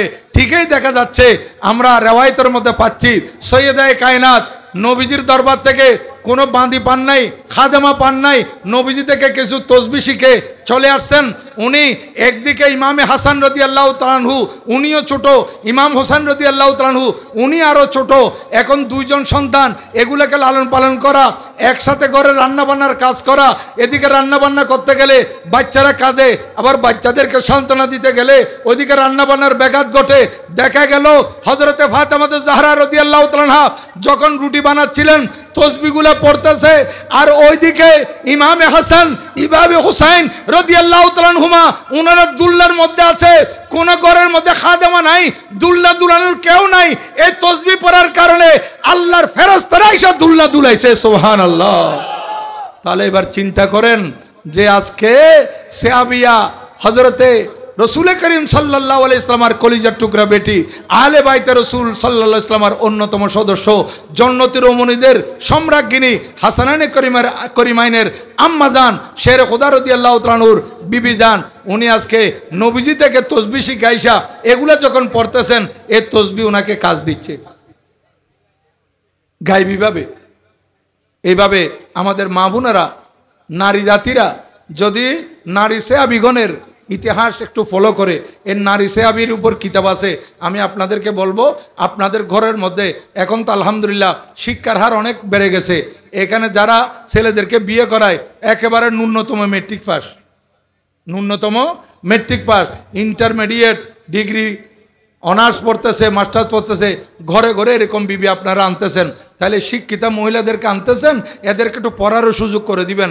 এই পড়ার পাশাপাশি কাজকর্মের পাশাপাশি ওনারা যদি সময় মতো কিছু কিতাব পড়ে, নারী সাহাবীগণের জীবনী, মা ফাতেমাতুজ জাহরা রাদিয়াল্লাহু তাআলার জীবনী, নবীজির সাহাবিয়া হযরতে সৈয়দা সফিয়া রাদিয়াল্লাহু তাআলার জীবনী, এভাবে ওই বলছিলাম উম্মে খাল্লাদ রাদিয়াল্লাহু তাআলার জীবনী, নবীজির বিবিগণের জীবনী, এগুলোর বই যদি আপনারা এনে দেন, আমাদের মা বোনেরা, শিক্ষিতা মা বোনেরা, আপনাদের ঘরের বিবি বাচ্চারা এখানে এগুলো পড়বে, এগুলোর উপর আমল করবে, এদের দুনিয়াও সুন্দর হবে, আখিরাতও সুন্দর হবে। আল্লাহ পাক সুবহানাহু তাআলা আজকের এই মাহফিলকে কবুল আর মঞ্জুর করুন, আমিন। যারা এই মাহফিলের মধ্যে টাকা দিয়েছেন, পয়সা দিয়েছেন, শরীক শামিল হয়েছেন এবং আজকে সরাসরি এসে মাহফিলে যোগদান করে মাহফিলের সৌন্দর্য বৃদ্ধি করেছেন, আল্লাহ পাক সুবহানাহু তাআলা প্রত্যেককে কবুল আর মঞ্জুর করুন। সবাই বলুন আমিন। ওয়ামা আলাইনা ইল্লাল বালাগ। ওয়াসসালামু আলাইকুম ওয়া রাহমাতুল্লাহি তাআলা ওয়া বারাকাতুহু।